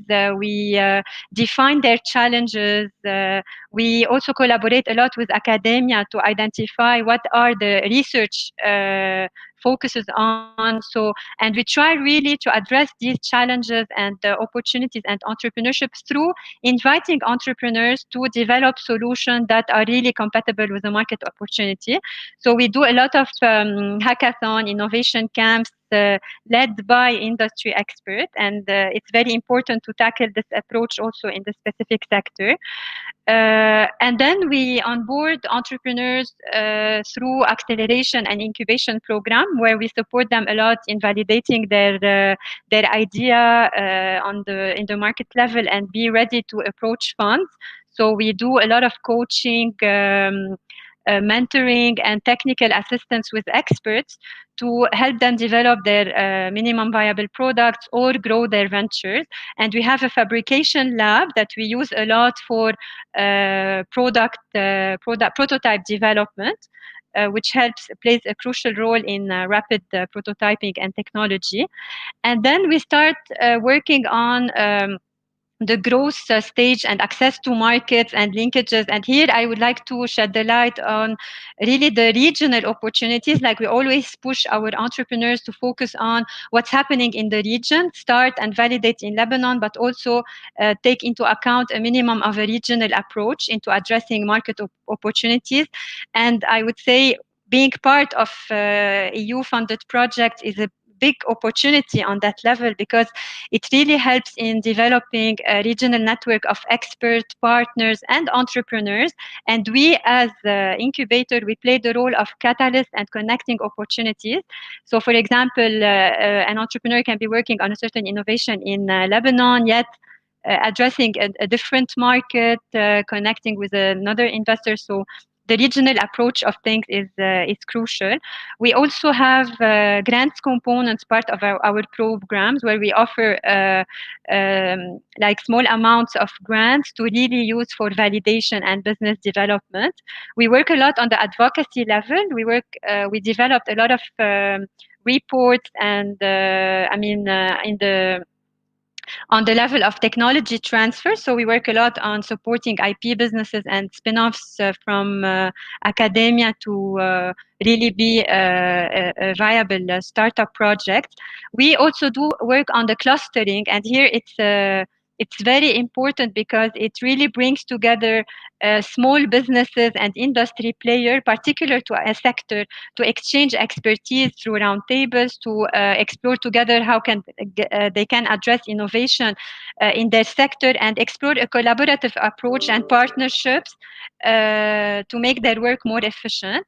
I just want to highlight also the sector of focus, slide 3, please. So just a very quick overview about how we address, so we started basically at addressing technology in particular, but with the evolution, now I would say we are we are addressing technology, innovation and impact across all sectors. So as you can see here, we are developing programs related to specific sectors and verticals, like clean technology, ICT, social and green entrepreneurship, and a very high focus on women empowerment. And so in summary, pushing our entrepreneurs to consider sustainability and impact in the innovation is crucial. It's what we believe in, and it's with what we are integrating on the level of all the initiatives we are part of. And a final point that I would like to highlight, the synergy between the projects we manage. So basically we work on projects related to green innovation in the Mediterranean, wine waste also innovation, water, energy, food innovation. So now we're addressing a very interesting sector, I would say, and leveraging on all the knowledge, the tools that we develop, the networks, and ensuring a synergy is crucial for me in addressing innovation and entrepreneurship on a regional level.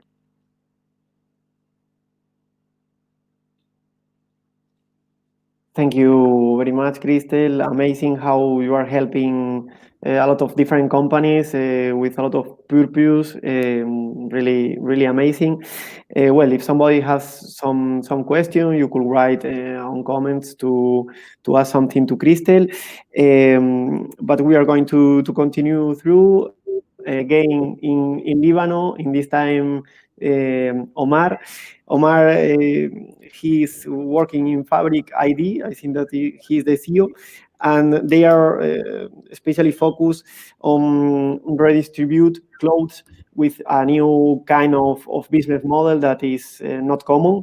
And it is really, really nice because they try to have everybody with clothes even in a low price. So really important company and important purpose again. So please, Omar, the floor is yours. Thank you. Thank you, David. First, let me start by saying that we are proudly one of the beneficiaries of Veritech. We were incubated by Veritech, we were funded by Veritech, trained and mentored, and even we participated in international competitions because of Veritech. So being on the same panel with Veritech has a very close place in my heart.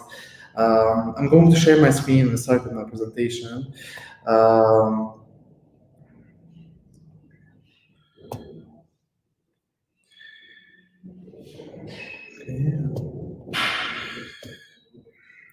Can you see my screen now? Not yet, Omar. Not yet? No. What about now?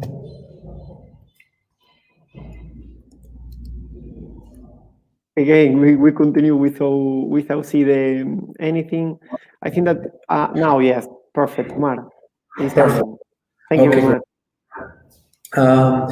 So again, my name is Omar Etiani. I'm the general manager of Fabricate. We are a social enterprise that tackles the clothing value chain. I'm going to start my presentation with an alarming figure.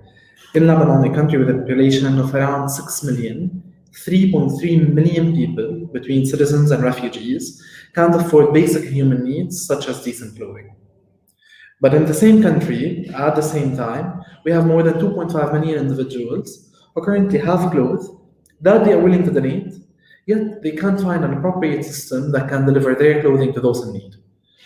Since in the MENA region in general, and in Lebanon in particular, NGOs lack the resources and the capacities needed to sustain the expensive and relatively complicated operations of clothes sorting, collection, redistribution, cleaning, packaging, and this results in relatively meager amounts of clothes being collected, and even the amount of the clothes being collected gets distributed in ineffective ways without catering to people's exact needs.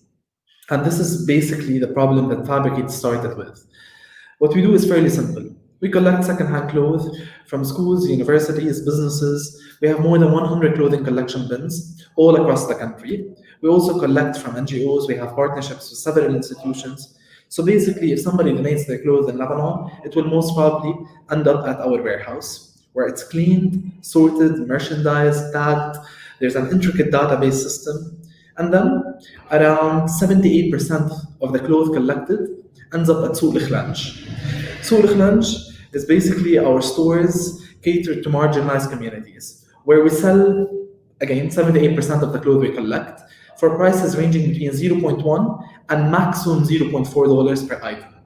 The main aim of Souk al-Khlanj is dignified shopping experience. People get into the shop, everything is neatly displayed, there's price tags, fitting rooms, personalized advice. People have the opportunity to choose whatever they want at prices that they can afford without feeling that somebody is doing charity for them. In the past couple of years, since 2018, we've been able to distribute more than 250,000 clothing items to more than 50,000 beneficiaries. And mostly, this number has been achieved in 2020, despite the lockdown and the epidemic and the troubles that happened in Lebanon. Around 6% of the clothes we collect is more hipster, vintage, a bit revealing. Marginalized communities tend to be more conservative, so they don't wear more extroverted stuff. Such items are sold through our brand name Second Base. And Second Base is a concept so strong that even the biggest explosion couldn't destroy. The shop was completely destroyed. It has, during the August 4th explosion. But currently I'm sitting in the new shop, which will officially open next Saturday, so in 2 days. The shop has both an offline and an online component. During the month that it was open, it was the most successful vintage store according to Forbes, not only in Lebanon, but also in the region. And the online component sells all across the Gulf area and the GCC. We don't only sell through the store, we also buy under the scheme of 25% cashback or 50% store credit. And finally, around 16% of the clothes we collect is bad clothing. So it's clothing that has damages, it needs to be fixed, it's overconsumed. Such clothing, we work with tailors. Some of them are employed full-time at Fabricate, and some of them work with tailoring facilities in refugee camps. We work with them to do one of two things. We either turn old clothing into new clothing, similar to the ones you see in the picture in front of you, and we did fashion exhibitions in Beirut, in Singapore, in Paris, or we create furniture made out of them. And we started experimenting in creating construction materials. Soon we'll be creating the first gypsum-like material made of 100% recycled textile. In general, our impact is not only social, but in the social impact field, we've been able to collect more than 200,000 kilograms of clothing, distribute more than 250,000 clothing items, reach 50,000 beneficiaries, and create more than 30 full-time jobs. By the end of this year, the number is expected to reach around 45 jobs, since we are expanding in several fields. But as I said, our impact is not only social, but it's also environmental. We've been able to reduce carbon emissions in 2019 alone by 432,000 kilograms of carbon, 720 million liters of water, 60,000 kilograms of fertilizers, and 30,000. And each clothing collection bin we have is made of 33,000 plastic bags. And we are introducing 300 of them. So in total, only our bins has reduced 10 million plastic bags on the Lebanese landfills. We've received recognitions from all across the world, from the United Nations. We received the highest award given to a startup, the Denis Piton Award. It's a very prestigious award by the French Institute. We've been acknowledged by Forbes several times. And with Veritech, we've been able to win JSBC, which is considered one of the biggest competitions for social entrepreneurship. And we were the first Arab startup to win the first place in this competition back in 2018. But for us, this is not enough. The aim of Fabricate since the beginning was to help underprivileged communities get decent clothing at affordable prices. And after the economic collapse, the COVID-19 situation, the August 4th explosion, and the Lebanese revolution, the economy in Lebanon has deteriorated significantly. And people who were considered our donors became our recipients of support and help because of the collapse of the Lebanese currency. So we are creating Souk Aqaz, which is a new store. It's very similar to the concept of Buffalo Exchange. It's a store where people can come into the store, we can buy their clothing for $5 and sell it for $6 or $7, just adding a small margin. It's a store that helps what used to be middle-class communities in Lebanon to still be able to change their attire, to get decent clothing at prices that they can actually afford. Because currently in Lebanon, international brands are very expensive. Because we buy them in a foreign currency, and the Lebanese currency is continuously deteriorating. So through this concept, we were able to elevate this problem, and this concept will open on the 1st of December. So basically between Souk Likhlan, Second Base, Fabricate, and Souk Aqaz, what we do is fairly simple. We aim to allow and enable underprivileged communities to get decent clothing at affordable prices while reducing fabric waste. But our aim is not only that. Our aim is to expand and to reach the 77 million Arabs who can't afford decent clothing from Morocco to Oman. And our first step in this expansion is starting in Jordan. We are opening a full-fledged facility, hopefully by July 2021, in Jordan that will replicate the Lebanese model fully. Thank you so much for allowing us to present. Please, if you have any questions, feel free to ask. Thank you very much, Omar. It is amazing. Well, the perspective to create this news model around a lot of different countries with the same problem than Lebanon. Amazing the impact according with environmental aspects as reduce the carbon footprint, the water footprint. So amazing all the good impact that will have your business and that already has. And even this difficult situation with COVID and the Lebanon explosion. So really congrats for be working in that and playing against everything that sometimes will be really difficult. Thank you very much.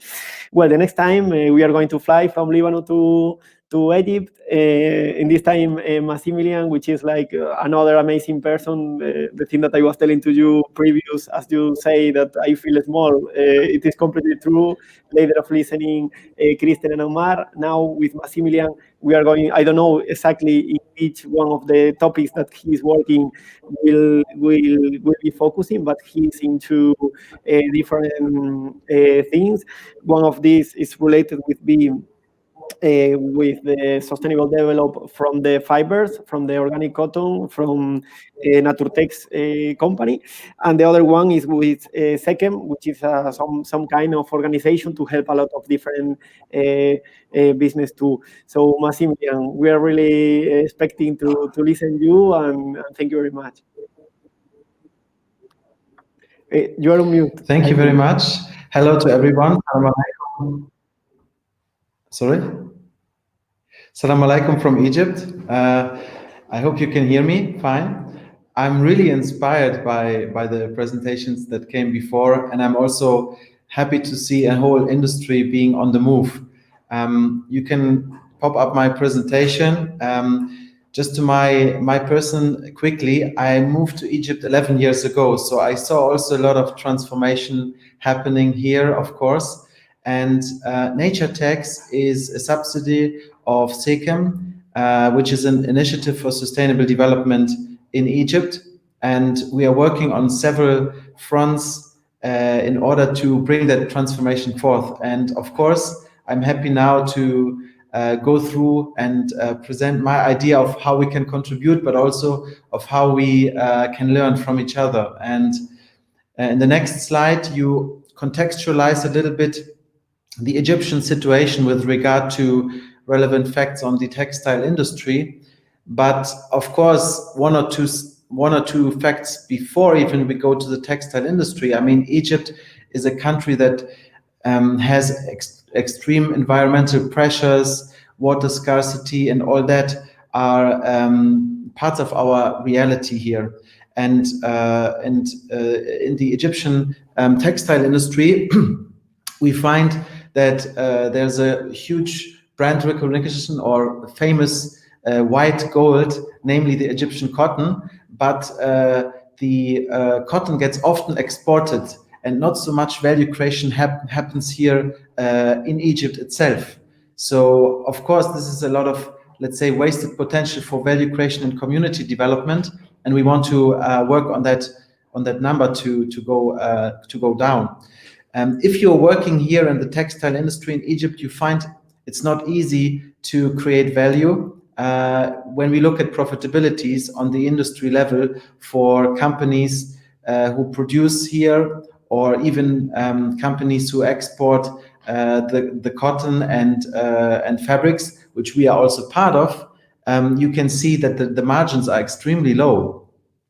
And there's a lot of pressure, because in the end, the value that is created is more on the brand side and on the retail side. So we are part of a general trend in the whole world of an economic model that needs to be reviewed, and some paradigms of how value is distributed need to be tackled and shifted, I would say.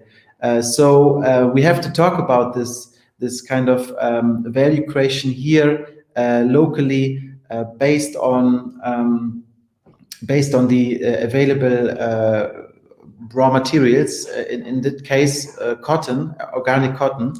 The problem with organic cotton is that it's not easy to cultivate, and coming from the perspective of the sustainability of this industry, we have a lot of post-consumer recycling and so on. But what our argument is, and our focus lies on the raw material itself, because you can do so much by having a sustainable agricultural approach in terms of saving water, in terms of creating value for society. If you do it in an organic way, we would say you can not only stop climate change, but you can solve a lot of social issues as well.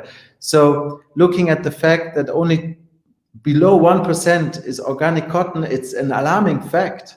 And it's, of course, a price issue. But when you look from a true cost perspective, you will realize in the end, it's really on the sustainable and long-term perspective, it's really more competitive, and we should all increase towards more organic cotton.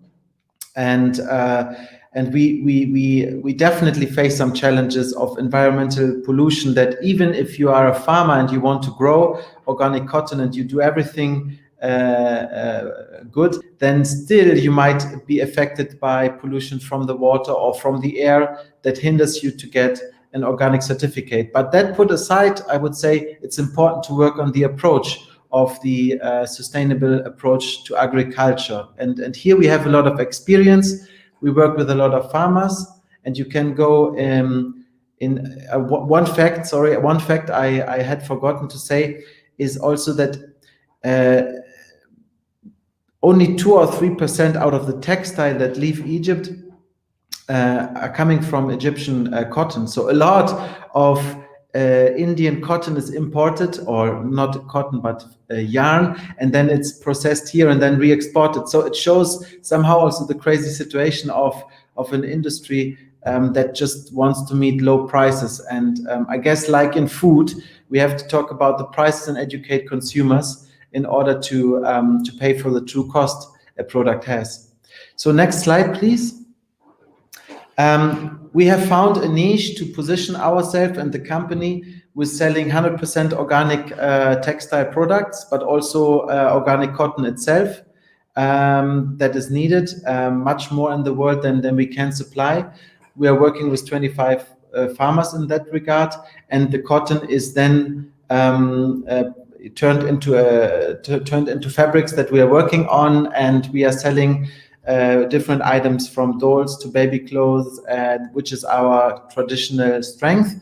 But we are going also into other areas of bedding, homeware, and basic items, that the consumers are liking. And we are more and more working with brands that are really tapping into a kind of hip, modern culture and consumer base. So we are very happy that this takes place and the industry is moving.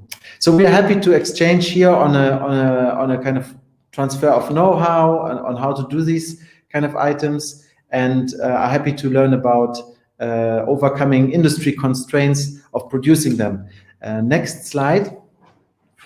With industry constraints, I mean, of course, things that are given by the industry in terms of minimum quantities. If we produce like a knitted fabric or woven fabric, you have to produce 250 kilos or 1,000 meters of fabric, which is always a lot. And we don't see really creative designers and small consumer groups being able to meet. It's often, larger scale projects that we do, and for example, a feasible minimum quantity is 1,000 pieces per style, per color. And I would love to find ways to overcome these industry barriers with innovative platforms like we are talking about in this project, and with the help of the ideas from the partners around the table, how to break that norm.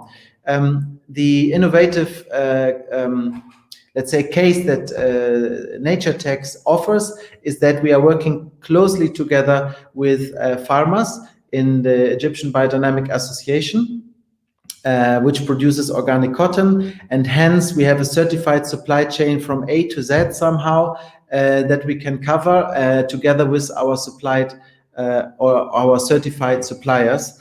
But of course, ginning, spinning, knitting, and weaving, there's a lot of capital and industry, so capital bound there, and it's a heavy industry. It's huge, and I think the crucial sustainability innovations have to happen there.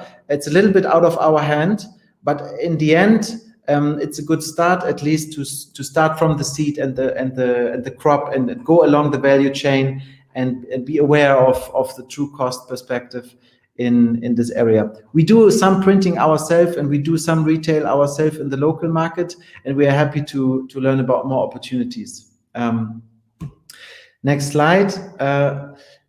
It is important to realize that NatureTex is not doing that alone. And here comes maybe also the perspective on how we can bring knowledge to the table of how to integrate that. And of course, Crystal, with your innovation hub, you are familiar with the importance of letting different sectors to work together, but also different spheres of life, the kind of research and the kind of entrepreneurial side, and then consumers, and being kind of associative with the other players. And we are having an innovation ecosystem that is built on the strong vision of my grandfather-in-law who founded SECAM 40 years ago with the notion of creating an initiative for sustainable development that brings human development forth and that unfolds potential, that creates working conditions that are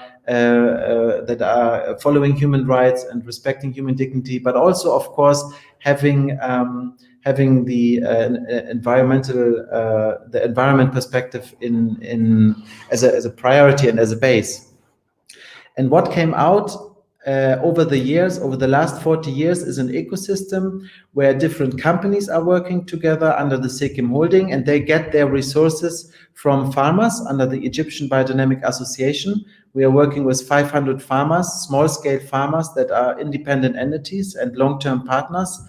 And our own farms, we are getting the raw materials, agricultural, food and fiber into the value chain. We are creating products, we are processing the raw materials, we are exporting them, and with the value created, we are financing cultural life, meaning for us, educational institutions, health-oriented institutions. So we have a SECAM Development Foundation that is partner of this project, and we have a Heliopolis University that surely wants to learn more about the innovation hub happening just in Lebanon. And so I'm really happy to bring to the table some knowledge of what is needed as an institutional ecosystem to make, for example, 100% organic happening. And here I want to go to my last slide and say that we have a vision over the next 40 years. We want to reach 18 vision goals that are not only about us, it's about Egypt as well and the region, of course. We want to engage in 100% organic and help to make this transition happen.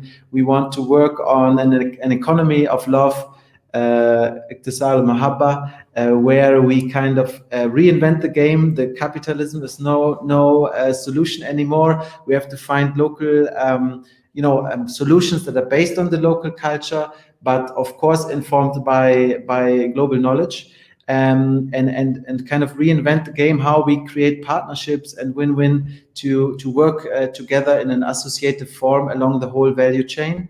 Of course, this entails zero waste, and of course, this entails CO2 sequestration and having a positive carbon balance.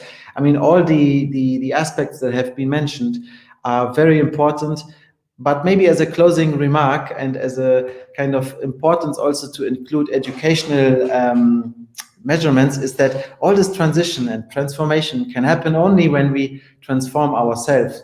So at its core, we are still a human development initiative, let's say, and I'm happy to go on that journey with you together and see what wants to emerge. Greetings from Egypt. Thank you very much for your attention. Last slide, one of our farmers, Sadiki, he is sending you greetings from his field, and we just had the cotton harvest happening this month. Really, really cool, Maximilian. Holistic view. Try again to push the order in all the supply chain from the base, from the organic cotton. You were telling really an important thing, the margin profile, the equity between these social, environmental, and economical issues. Seems that the world, day by day, the yarn of the economical, social, and environmental things are becoming in the same yarn, but sometimes is slow, and we need something more fast. Just on a point, well, I didn't introduce myself previous, and we are from Textile, which is like the main Spanish industrial association here. We preserve and we help our industry, the most part are SMEs like spinners, weaving, dyeing and finishing fabrics. And here from Spain, that's why, well, I am introducing, we feel exactly the same than you from Egypt. The margin profile for us is really difficult to be in the market, and it's a little bit the same. If you are working with a high standard, social standard, and environmental standard, sometimes the market did not help you too much to say, okay, you are doing all the things really good, but I give only this price. So it is really difficult, the situation. But in any case, well, all of us, we are working on progress, and I hope that somehow Maximilian from Egypt till Spain, between all the countries in the middle, we try to do something in this Mediterranean area to do the economy more equal, more social, and more environmental, and more human, that you were saying in the last time. That is really important to focus in the humans. We are arriving to the last person. Now we are going to home, to Prato, because this is this is made by Museo Tessuto di Prato. Even we are in one part different of the Mediterranean area. Will be nice. And the next time, I hope that we could be in the same place and meeting each other. It will be really, really, really nice. We hope that will be possible someday. So now the time is to Nicolo from Prato. He's with some startup, really, really nice. He was taking I think that the knowledge from the industry and the things that they are doing well from many years ago, that sometimes we think that these things about recycling are news and so on, but in Prato, the industry from Prato are doing recycling of wool and cotton from many years, as happened with the Spanish industrial, and I think that has happened in all the Mediterranean areas. So, Nicolo, the floor is for you. I hope that you were light a little bit us with your startup and your business based on recycling products. And thank you very much. Okay, hi David, thank you very much for the introduction. I will share my presentation.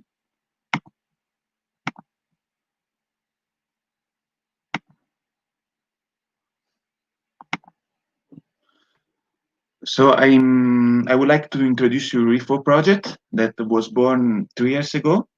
It was born in Prato, but actually it was born because I had a working experience in Vietnam, where I spent 2 years of my life working for the cooperation development programs for the UN and for the Italian Ministry of Foreign Affairs.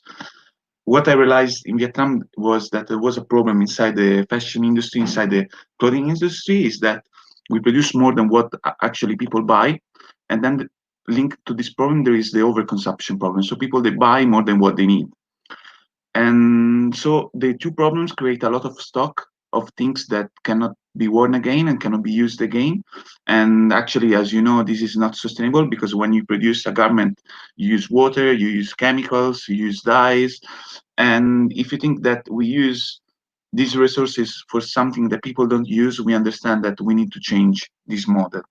Our idea was to take back a tradition of our textile cluster and to create a closed collection system, mainly done in collaboration with textile partners that are located in our district. And then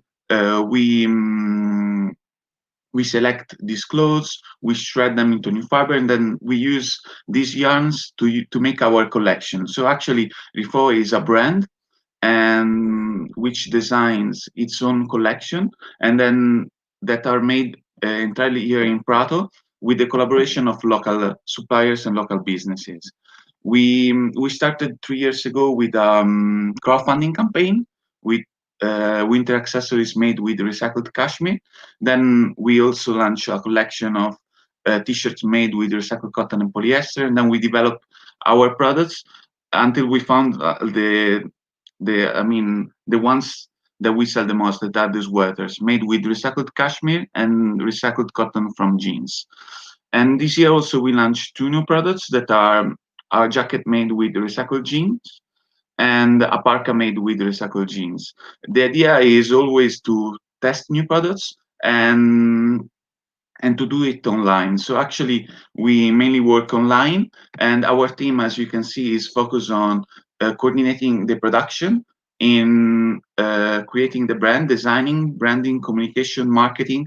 And as you can see, it's a young team, and the partners are me and Daniele, who is in charge of the production. We actually believe in a world where every waste can be a resource. So actually, we don't do this only with our production, but also we do it with a social impact initiative, because when people buy on our website, they can donate €2 of what they buy to local NGOs. So we socially bound our production to our territory. This is really important for us, and actually it's the priority for us to work in the future.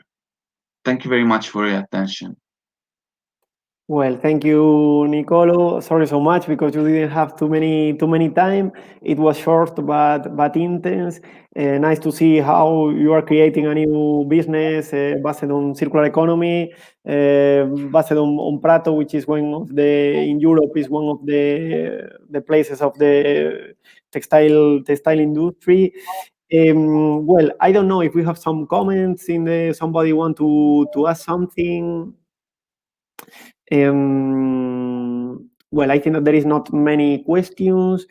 In any case, you could follow a stand-up project in the social nets. Soon will be website. Till now there is not, but will be coming. I hope that all the panelist people that we have here will be taking part in this stand-up project, because I think that they could really light a lot of different things and some better future. I don't know if somebody want to comment something. Massimilian, Cristel, Omar, Nicolo.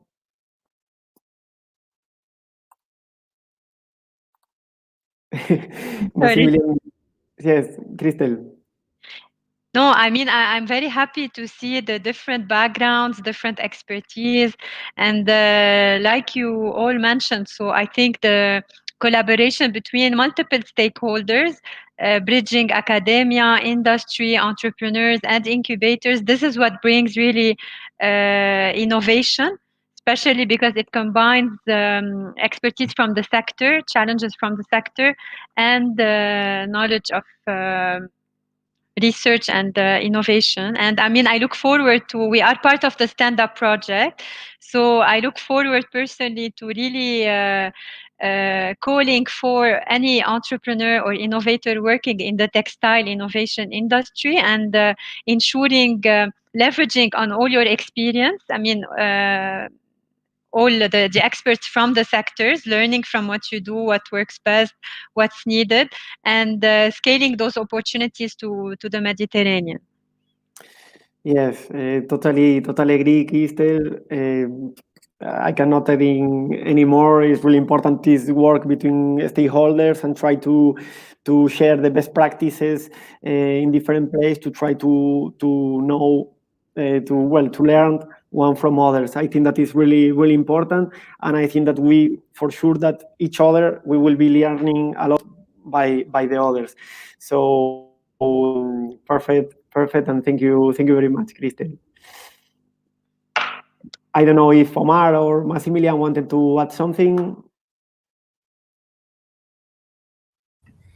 No, I'm just happy to learn about the ways we can apply one of these great ideas here, and vice versa. And if there's anyone interested in organic ways of cultivating cotton in the region, of course, we are more than happy to help out here. Thank you, Massimilian. And we are on contact, because I could share like this information with our industrials, because maybe it could be great for them. So here we have the first link connection.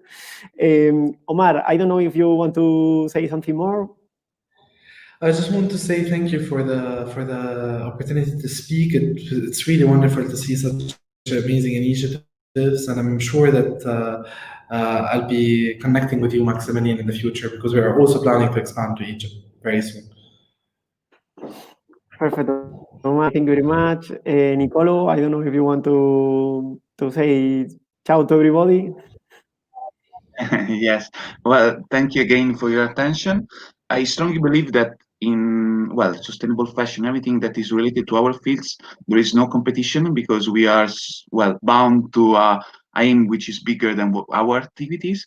So as a briefo, we are always available to collaborate on new projects. Well, perfect. Thank you. Thank you very much. Sustainable developing, it is a difficult goal, and we are everybody in evolution. I hope that with this kind of projects and with people as we are here, we will be able to develop as fast as possible. We are all of us in the same planet. That is one stone in the middle of the universe. So I think that we should try to be empathic with each other because we are in one stone, plus try to keep the environmental safe because it's our home. So anything more to add? Just say thank you very much to all of you. As I was telling to you, I feel really small here between all of you. And I hope that this stand-up project will create and will help this small business and that are developing and helping to the policymakers and helping to the best practices to try to find maybe this market appreciation that we were speaking before with Maximilian. So anything else? Thank you very much to everybody. Thank you very much to all the people that was listening us.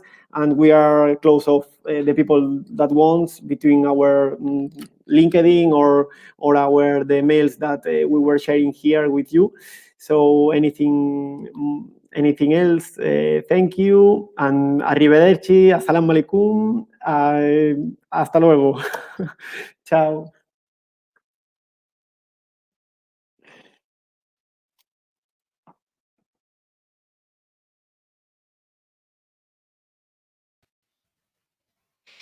So hello again, everyone.